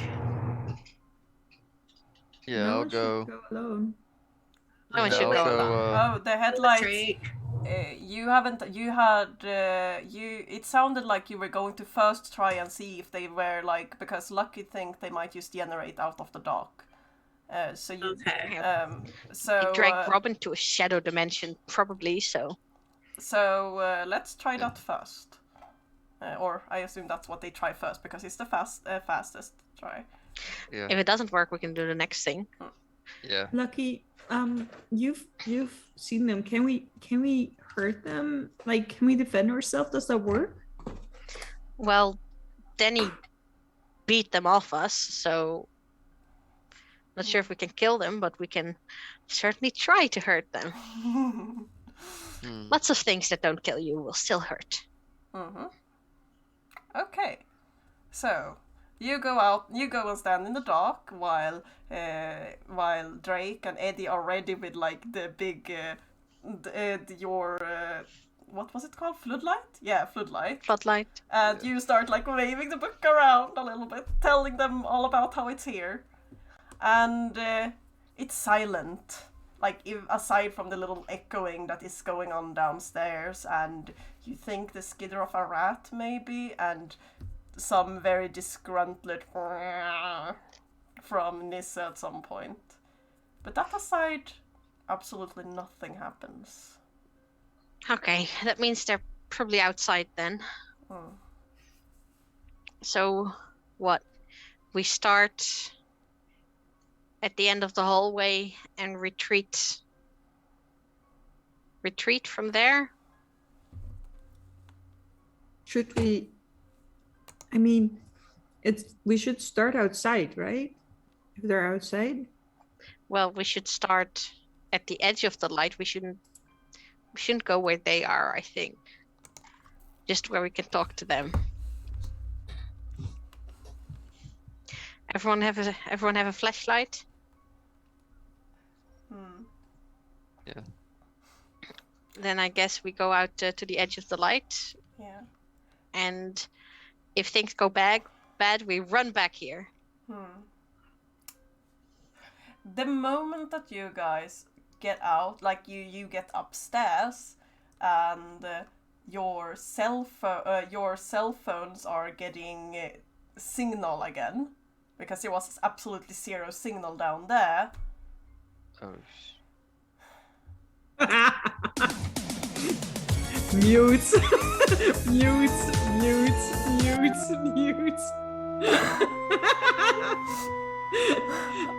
I put my phone on silent. Yeah. It's your mom. I answer it. Eddie, Hey, Mom. what is going on? I called Susan, and Susan said that Drake and Betty was at her place and that they were not supposed to go anywhere. And then I hear that they steal a car. Where are you right now? I told you I'm at Lucky's house. What? Why are you at Lucky's house? We're gonna play D&D here because it's raining. Have you seen Drake and Betty? No. Not yet. We're waiting. Well, the storm is picking up pretty bad. I would quite like if you could. We should. Well, if it's getting too bad, I should probably just stay anyway. You have school tomorrow. So, like I said, I'll go to school. Well, I Go could to bed early. I could just come and pick you up. Oh, that's okay, Mom. I do need you to roll to manipulate someone because you are very much lying about at least some parts of these. Eddie. This. And Meanwhile, we all. That is the other phones.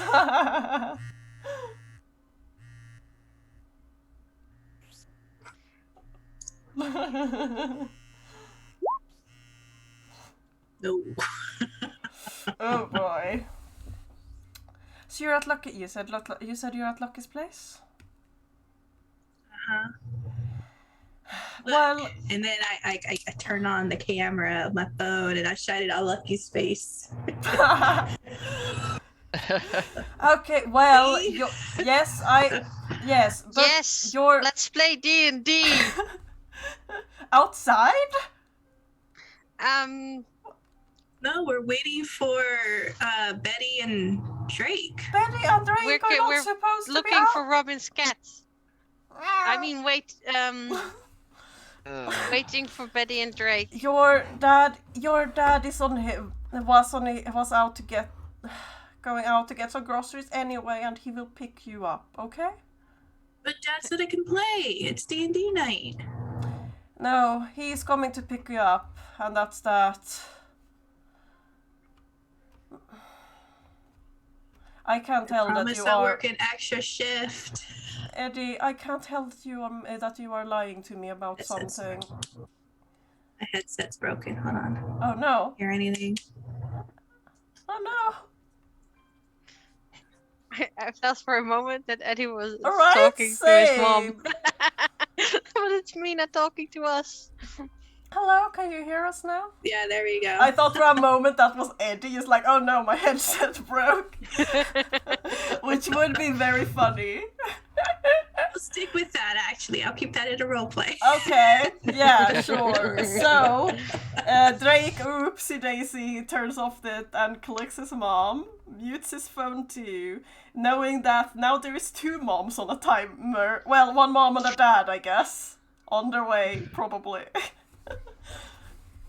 Well, best finish this conversation before they get here, I guess. Do have a new room to hide in. Lucky feeling to be the only adult in the room feeling. Yeah. We're lucky. But we do need these magical teens to do the magic. Okay. Oh, no. So what? So this. Does everyone have their phones off now? Yes. I need mine for my flashlight, but I have it on silent. Yeah. I'll just put it on airplane mode. Yeah, that will probably be. Let's just do this. You head outside, with your phones and light around you. Paint me a picture. What is your character actually? What are your characters trying to do? How are you trying to get the attention of these creatures that you think are someplace outside?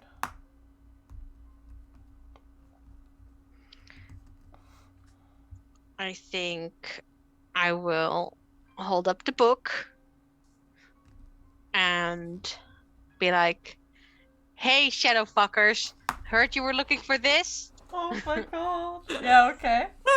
What does the rest of you do while when Lucky calls this out into the dark? Just looking through the dark to see if I see any of them with my sight. Okay. Or are we not small and helpless enough for you? Oh no. So, I mean, Lucky is certainly the smallest. so Not 10-year-old small, though. Eddie, can you roll to assess a bad situation for me? Bad situation? What do you mean? A Talking about. potential bad situation.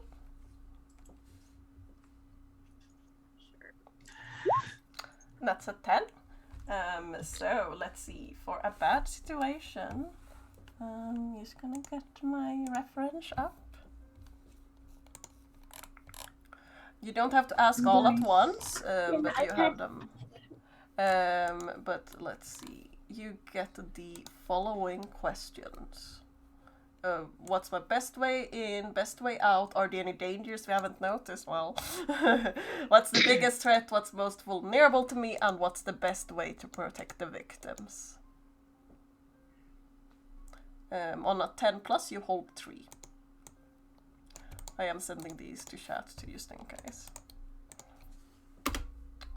So, what's your first question? Can't hear you. We can't hear you. What are there any dangers we haven't noticed? Okay. Yeah, you look around and at first glance there doesn't seem to be anything. You do see, I assume that you turn on like your little special sight as you do this. Yes, I did my sight, sorry. Yeah. Yes. Yeah, I just assume that you're. And you look around and at first you don't see anything but the brief flickers of auras from people who has passed by here recently. And then you see very briefly one little creature that seemed to be looking down at you from the very top of the apartment roof. And it seemed to just like study you from all the way up there. You don't see any other. You only see the one, and it's just looking. Lucky, there's one up there on the apartment roof. Can I see it? Or is it this sight thing? You can.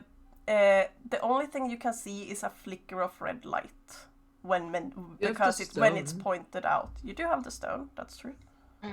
That was pretty bad to look through last time, but if it's just one, it's probably safe. Yeah, you look through the thing, and this time it's more visible to you. You can see the slight outlines of it, this ominous, smoky aura. It's very small, and there's only the one that is looking down. It's like it's studying you guys, just silently. And then you guys hear the sound of a car pull in. It is not Eddie's dad. It is it's Rachel Newton, one of your neighbors. I put the book back. The book is back in my bag.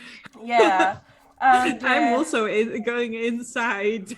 Yeah. So she parks a car and get out and just about to catch you about to. I guess Betty like went into hide inside. Lucky had the time to like put the book away, and so on. And she looks a little bit surprised, sort of blinking, and then she smiles a bit and it's like, "Oh, hi, Lucky, you're out late in this weather." Sort of pulling off her thing. I'm just checking for surveillance, see if the government tried to plant any bugs on the building. Okay. Just normal people things, it's fine. She nods, thinking this over a little bit. Actually, Rachel, if you have some time, can I talk to you about things you can do to make your online safety more secure? I know that last time you didn't have time, but maybe now you have some time to talk. No, thank you very much, Lucky. No, are you sure? I did have a question. Mobile phones are really a prime cause of.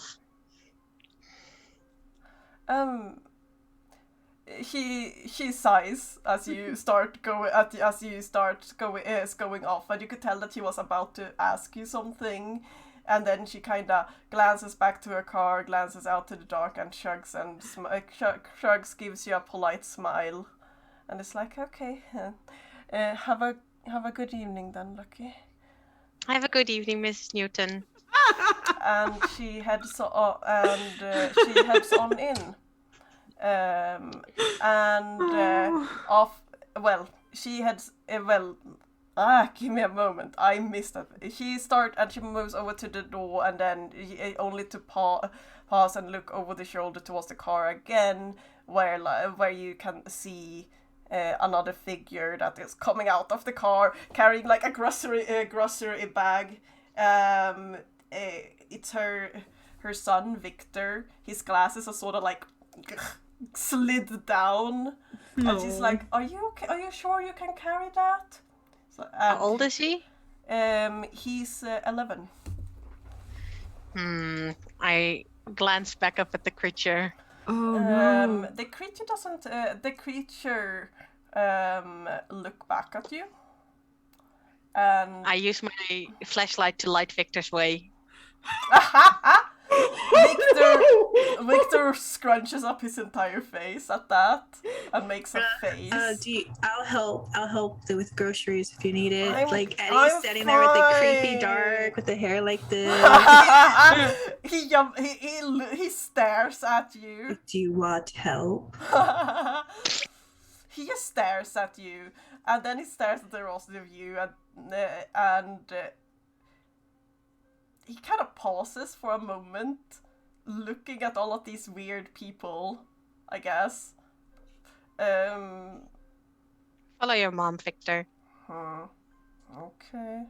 And then he mutters something under his breath that you can't quite catch before coming along inside. Ellie.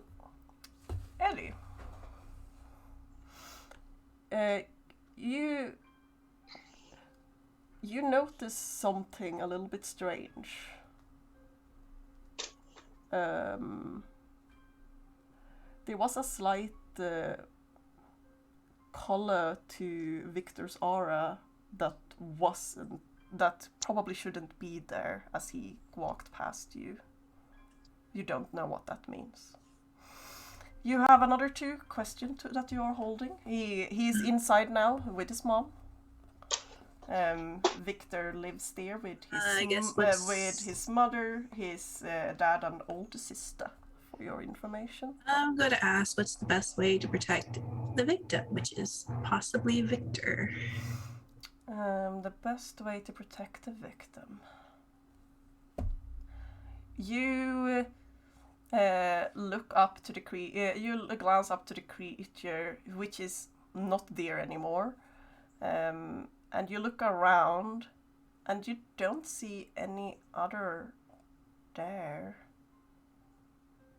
You still feel like something is close, but you don't see it. You think about this for a moment and look inside, and there is absolutely zero trace of anything, any of them at the very least, inside. There is a trace of Rachel and Victor? Well, yes. Oh. Yeah, sorry. I was a little bit confusing there, probably. No, you do notice. You do see Rachel and Victor. You do see the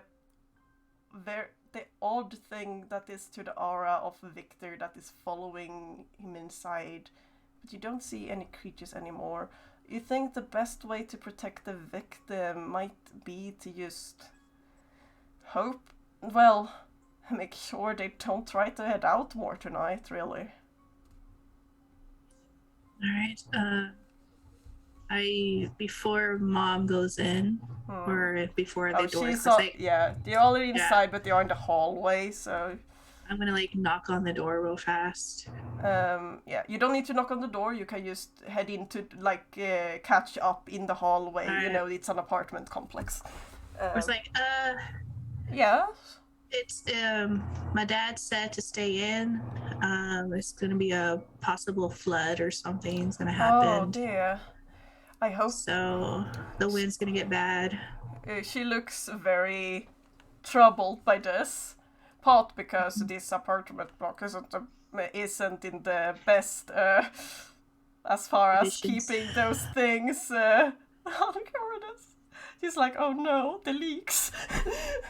And then she's like, oh, and then there is a moment where she seems It's best to lock all the windows up, board it yes. up, and keep the lights on as much as possible. Oh dear, I do hope they find.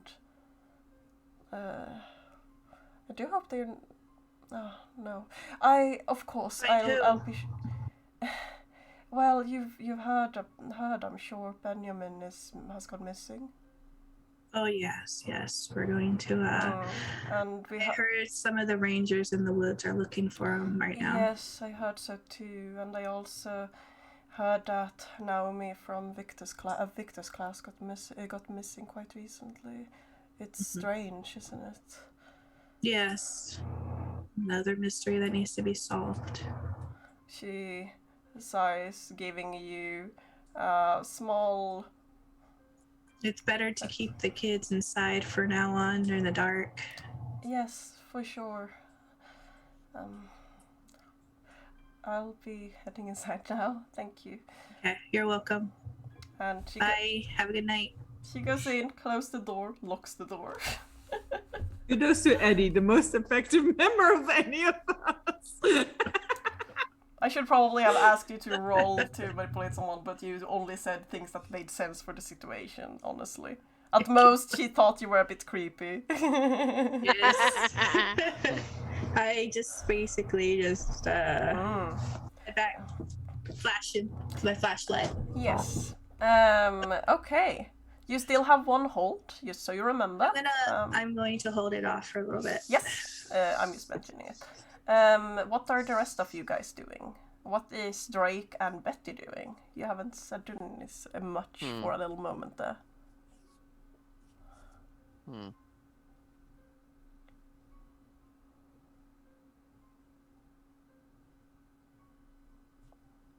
No? We were gonna turn on the light in the car, weren't we? To drive it inside if it wanted to go inside. Yeah. And what's Lucky doing? Well, I'm trying to talk to them again. Okay. You try the same thing yet again. Well, or that was my starter, and I want to follow it up. Follow it up with, we know you're looking for something, and you haven't found it yet, and we can help. Just, you don't need to do this at random. You can go about it a smart way.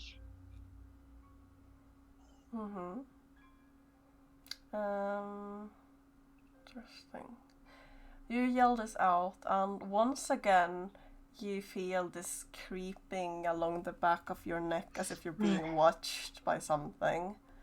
The rest of you feel it too this time. Looking around you, only very briefly, you catch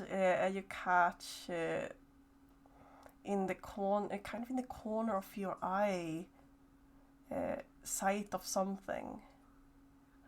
And I need you to act to roll under pressure, Lucky.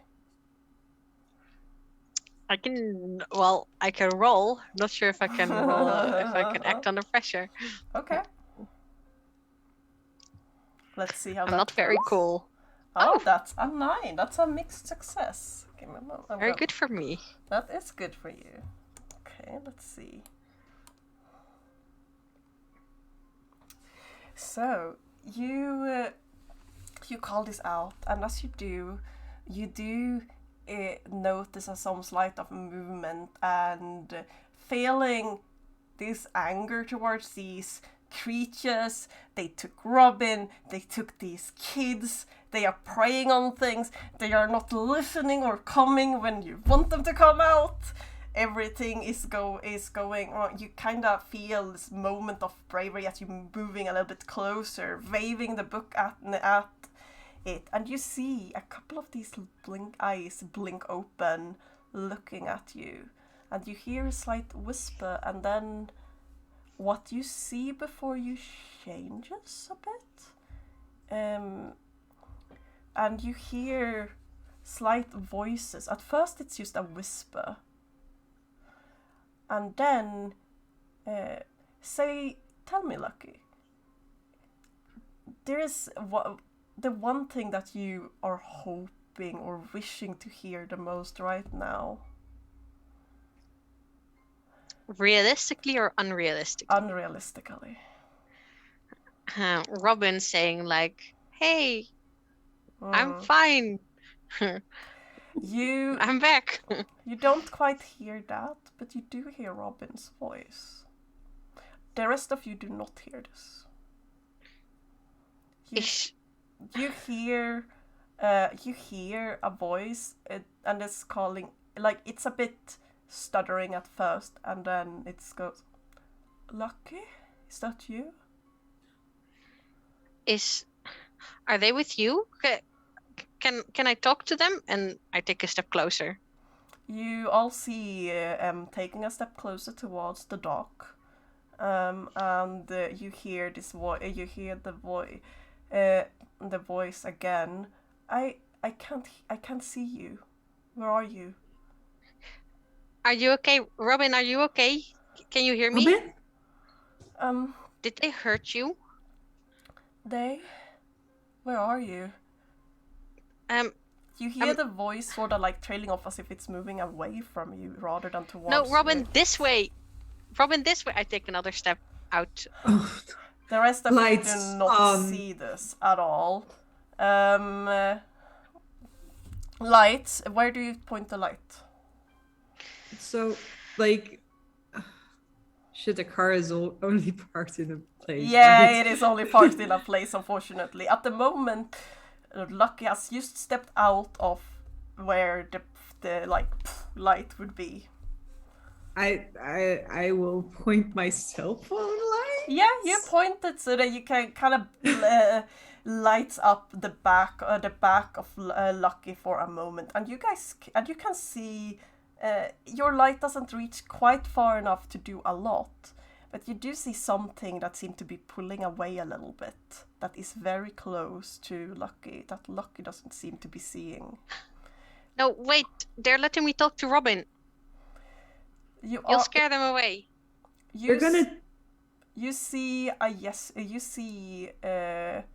what looks like a human shape, a tall one, further away, with the back turned towards you. Tall and skinny with like floppy hair. Of course.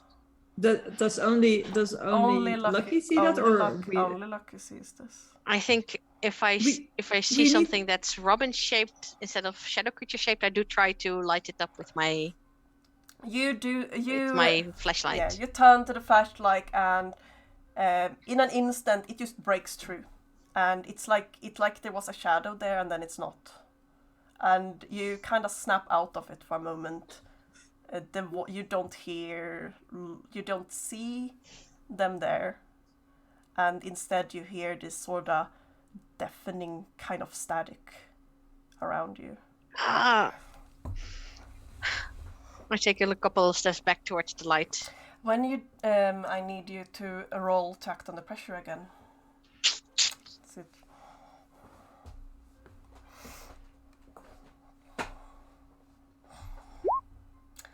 You turn to hurry and realizing this, and realizing that maybe that was a bad idea, and as you do, you feel something along your ankle, and it grabs onto you, and you fall. You all hear and see.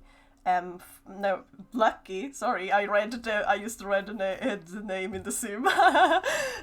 Fall with with a bit of a and then you feel yourself being pulled backwards, close into towards the darkness as these are clawing at you. You're gonna take 1 harm. And what do the rest of you do? Is this during the time I'm talking to? No. You come back out in time, just in time, I would say, to see like you hear before you actually come out that it sounds like they're talking about Robin, and you're like, what? Robin here? And you come out and you see the last bit that I described of Lucky realizing that something is wrong here, turning and trying to go back to you and falling over and starting to be pulled. Do I see any shadow with my sight? Yes, many. Okay, many grabbing. There is Betty, small ones that are sort Lucky. of clawing at Lucky at the moment. They are swarming them.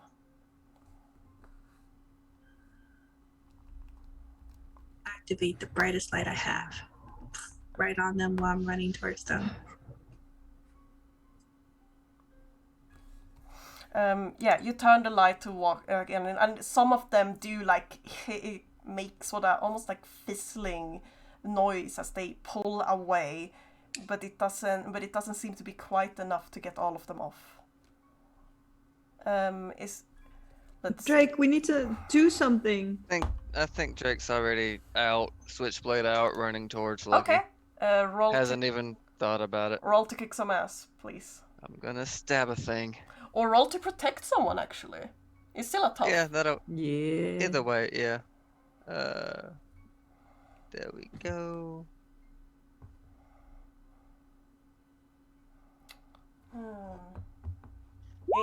There we go. Hey. 9. So, 7. You protect them okay, but you'll suffer some or all of the harm they were going to get. So, you go down here and you have your switchblade out and you slice through like some of them, and you notice that these small creatures, they are weak.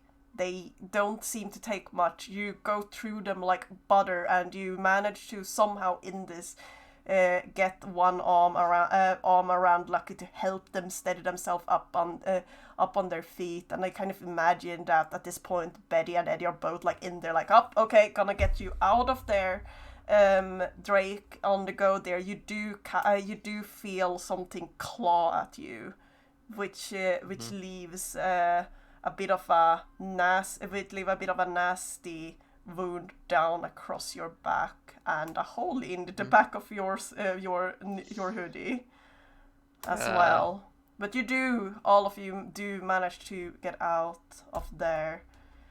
Well, as Betty and Eddie are trying to drag me away, I kind of try to wrestle loose and stab my own knife into one of them. Okay, roll. You know what? Roll to kick some ass then. Go ahead. I'm not making good decisions. Oh, okay. Okay, here we go. So you turn around and you are angry and upset and you try your best and... So I think I actually try to grab one by the arms and legs and pull them back towards me so I can stab at them. Yeah. Only that's probably not what happens. You try and you do grab it, but when you do, this is the coldest you've ever felt in your life. And yet again you are back to this moment of absolute dread that you felt back when you realized that Robin was gone, and that you felt back when you saw the creature, the death itself supposedly, come at you and swing. And all of those moments of horror just flashes through your mind, and as you pull back, taking yet another arm, your hand is like cold and shivering. Can I try and slash at the thing? Yeah. Go ahead. So Betty just sort of seeing that something in her just sort of clicks, and like there's tears in the corner of her eyes because like she doesn't want to be here and she doesn't want this to be happening, and this is not right, but also they're hurting Em, and Drake is in danger, and like they took Robin, and so and I actually have a move from the Monstrous playbook. Yes, even better considering what happened recently. Go ahead and roll to kick some ass the Monstrous way. She is still Susan's daughter, so I get to use weird to kick some ass, and it's an 8. So you get to choose one. Let's see. Kick some ass. You and whatever you're fighting inflict harm on each other. The amount of harm. Okay. So as this happens, you do manage to like hit some of those creatures off, and but you too do take one harm from this, as it like scratches at you.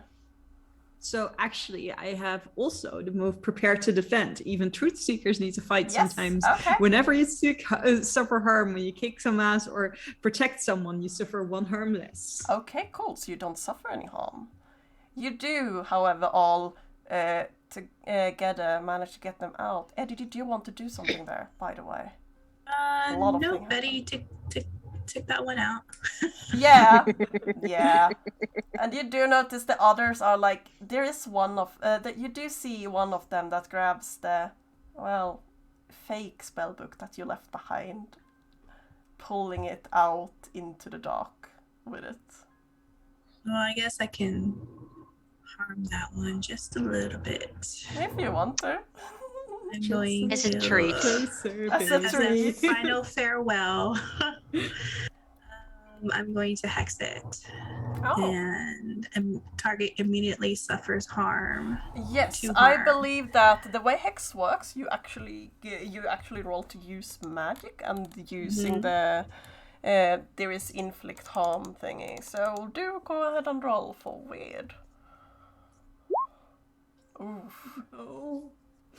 Oh no. Let's see here what happens. This is going great. All right. Gives me another experience. That's another experience for you as you try to hex it, and it just flashes back right at you. Mm-hmm. What does your hexes look or feel like? Normally my eyes will turn white again. Whenever there's any spell, my nose will bleed. So gives me like a sharp migraine. Yeah, so your eyes turn white for a moment as you focus out on this creature, but instead what hits you is that same horrid feeling that hit you when you were back in the park and everything was so loud, and your head feels like pins and needles and everything is hurting, and suddenly you're feeling the taste of iron as blood are just beginning to flood down from your nose. Is that 2 harm or 1 harm?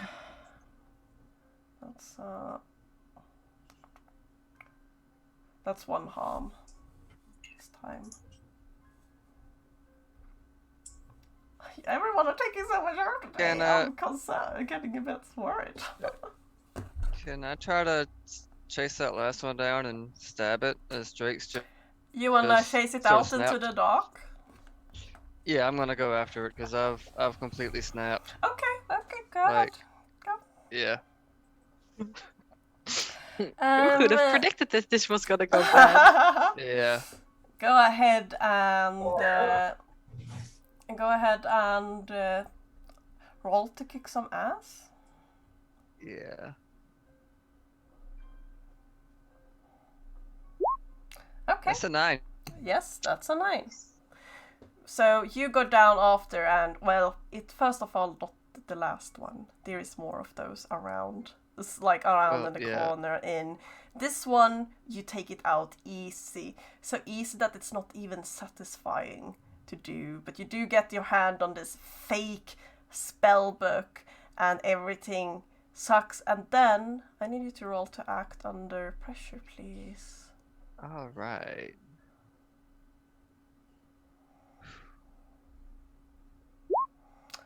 Oof. You look up and you see on top of the roof on the next house this big red glowing eye staring down at you of a creature bigger than you do remember Mac describing it as a bear size. This feels bigger than that. I'm okay. So Drake's officially snapped. So I'm like just gonna. No, you want somebody? Come down here. I'm ready. Come on. You want to fight? Let's go. And And there's like tears streaming down his face as he thinks about Robin and Benjamin and Anya, and he's like, "You want to take somebody? Take me. Let's go." No, He tries to Drake! grab Drake by the back of the by the Feel back of free to- the ripped hoodie. I'm gonna say, Lucky, you are quite some bit of the pace away from Drake right now. Oh yeah, he ran away. Yeah, he ran away, and you Yeah, I are. ran off. I'm being stupid. So I've been letting it play out, but I do think Bessie in the mental state she's in would go after him. You're gonna run after. And what does Eddie do when this see? I wanted to join him, like just to like, come on, let's go, let's do this. Okay. Like this, Stop, do we- me and Drake, the power of darkness. Let's do this, Drake. We gotta head back. Guys, we gotta head back to the light. So you are, so you you stand Try there. to yell at them. You stand there in the light, watching as all of them rush into the dark, where this creature are swarming. Literally. You stupid swarming. idiot, you're doing exactly what Robin did. And then you hear, another sound. Betty! Yes. Oh, And in comes this huge, dress a bit ripped, dripping wet woman, hair standing all direction, fangs bared, claws out, looking at you guys, growling, without any sense to it. Mom? Where? What did you? Make your anger out on that, Susan. It took Robin. And then you hear another sound, a car coming out, and you hear honk honk. Eddie, your mom said I was gonna pick you up. So Going to use telepathy at my dad and be like, Eddie's not here. He went home. What? He just hears that in his brain. This is not the Eddie you're looking for. Not the Eddie you're looking for. okay, cool. Eddie rolled to manipulate someone. Betty Okay. rolled to act under pressure.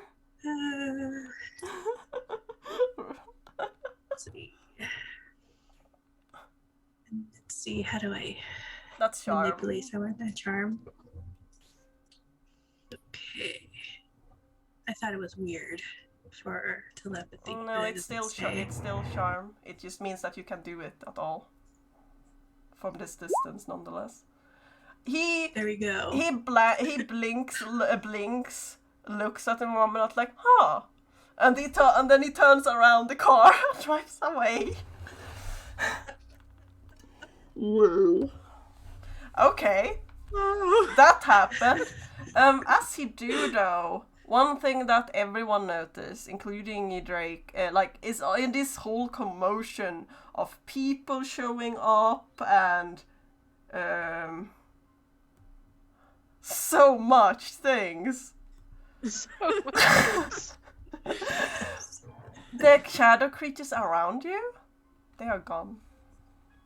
It's like they were never there at all. Well, you would think so if it wasn't for the fact that you felt them being there, and for the fact that Eddie, you very much see the little flickers of aura left over from where they used to be.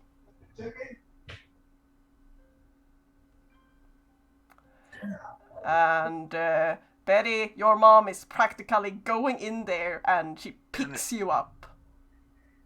Mom, We are going home now. And she starts walking what's off. What's going on with you? Drake, you coming? God damn it.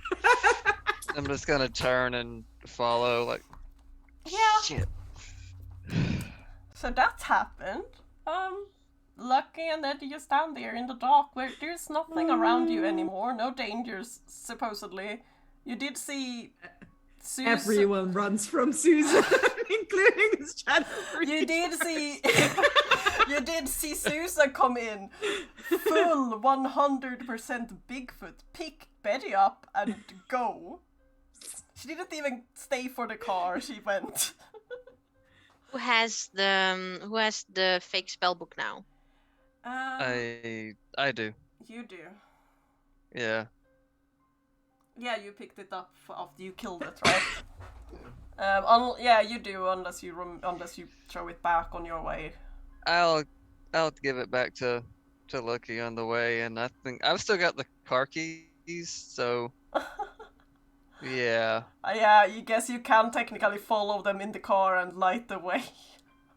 Yeah, I'm just gonna go and take the car and follow, like, behind them with the lights on, slowly.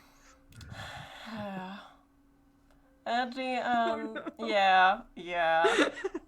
I'm gonna zoom in a little bit here on Eddie and Lucky, who are the ones left behind. Part because, well, Eddie's dad is like, oh, he went home. Okay, I'm out. And Lucky, everything really just happened so fast. And now you're standing there and you are cold and you're hurting, and Robin was never there. You are there alone with Eddie in the dim light coming from inside and the lights of the torch lights that you are both holding on to. What do you want to do? And I really should have went home with my dad. I was taking a shower.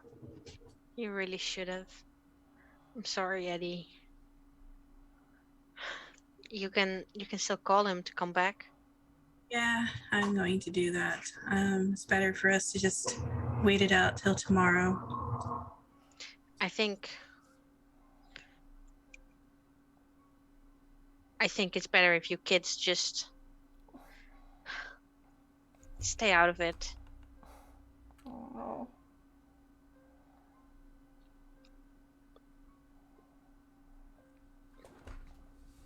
I mean, I know you're... Look, I know you can do stuff. And I actually asked you guys to come along, but you're still kids. And it was very irresponsible of me. And it was very stupid of me to go at them again.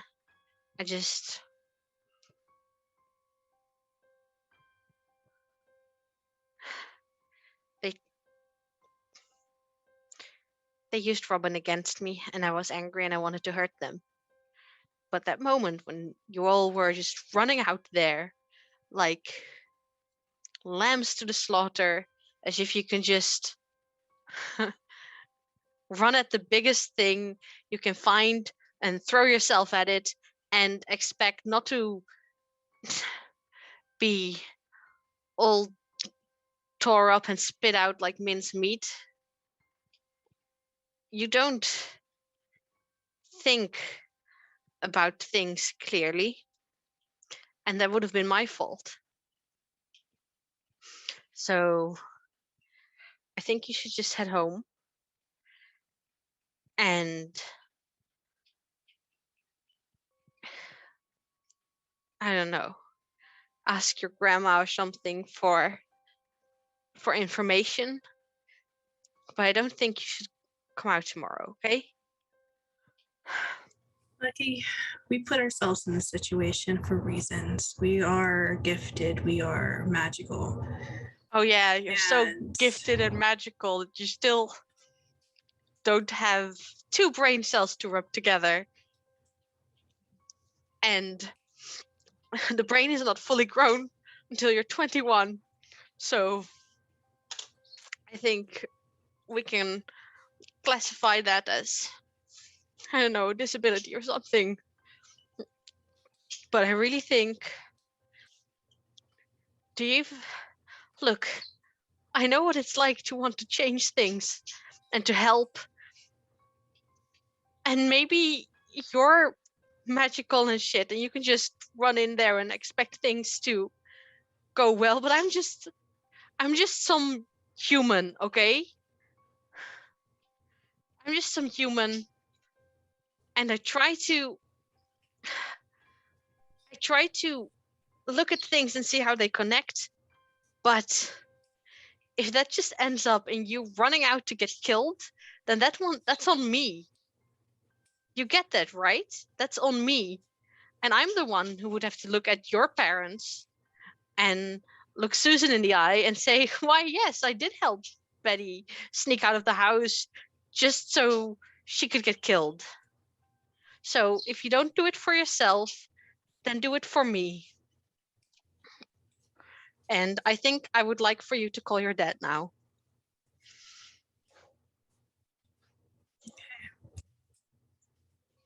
But if you ever need my help, I'm there for you. Yes, I know, and that's good. But if you want to help me now, just go home and be safe. And I don't know, talk to ghosts or whatever if they ever saw something like this, okay? I will. But don't go out at night. All right. Let's head inside. Let's head inside. Where's that fucking cat? Oh, The cat is you as you mention it, you kind of look around and you do see it staring out into the dark where you earlier ran off, and then you see him turn to look up at you, and as if he just understood, he gets up, he comes up to you, he presses himself to your leg for a brief moment, and he heads on inside. Yeah, come on, Stinky. And I think as they go inside and Eddie gets a lot of tissue paper for his very runny nose, it is time to close curtains on that extremely emotional ending. Holy shit. Yeah. So thank you everyone for coming for session 3 of The Shadows Grudge. I am very emotional right now, if you didn't notice. I'm not crying, you're crying. Pretty much. And Mina had to head out early. We knew there was about to be a cutting time about now. But she was playing Eddie, Akada Spooky, and today very competent teen that helped you guys get so many clues for this little session.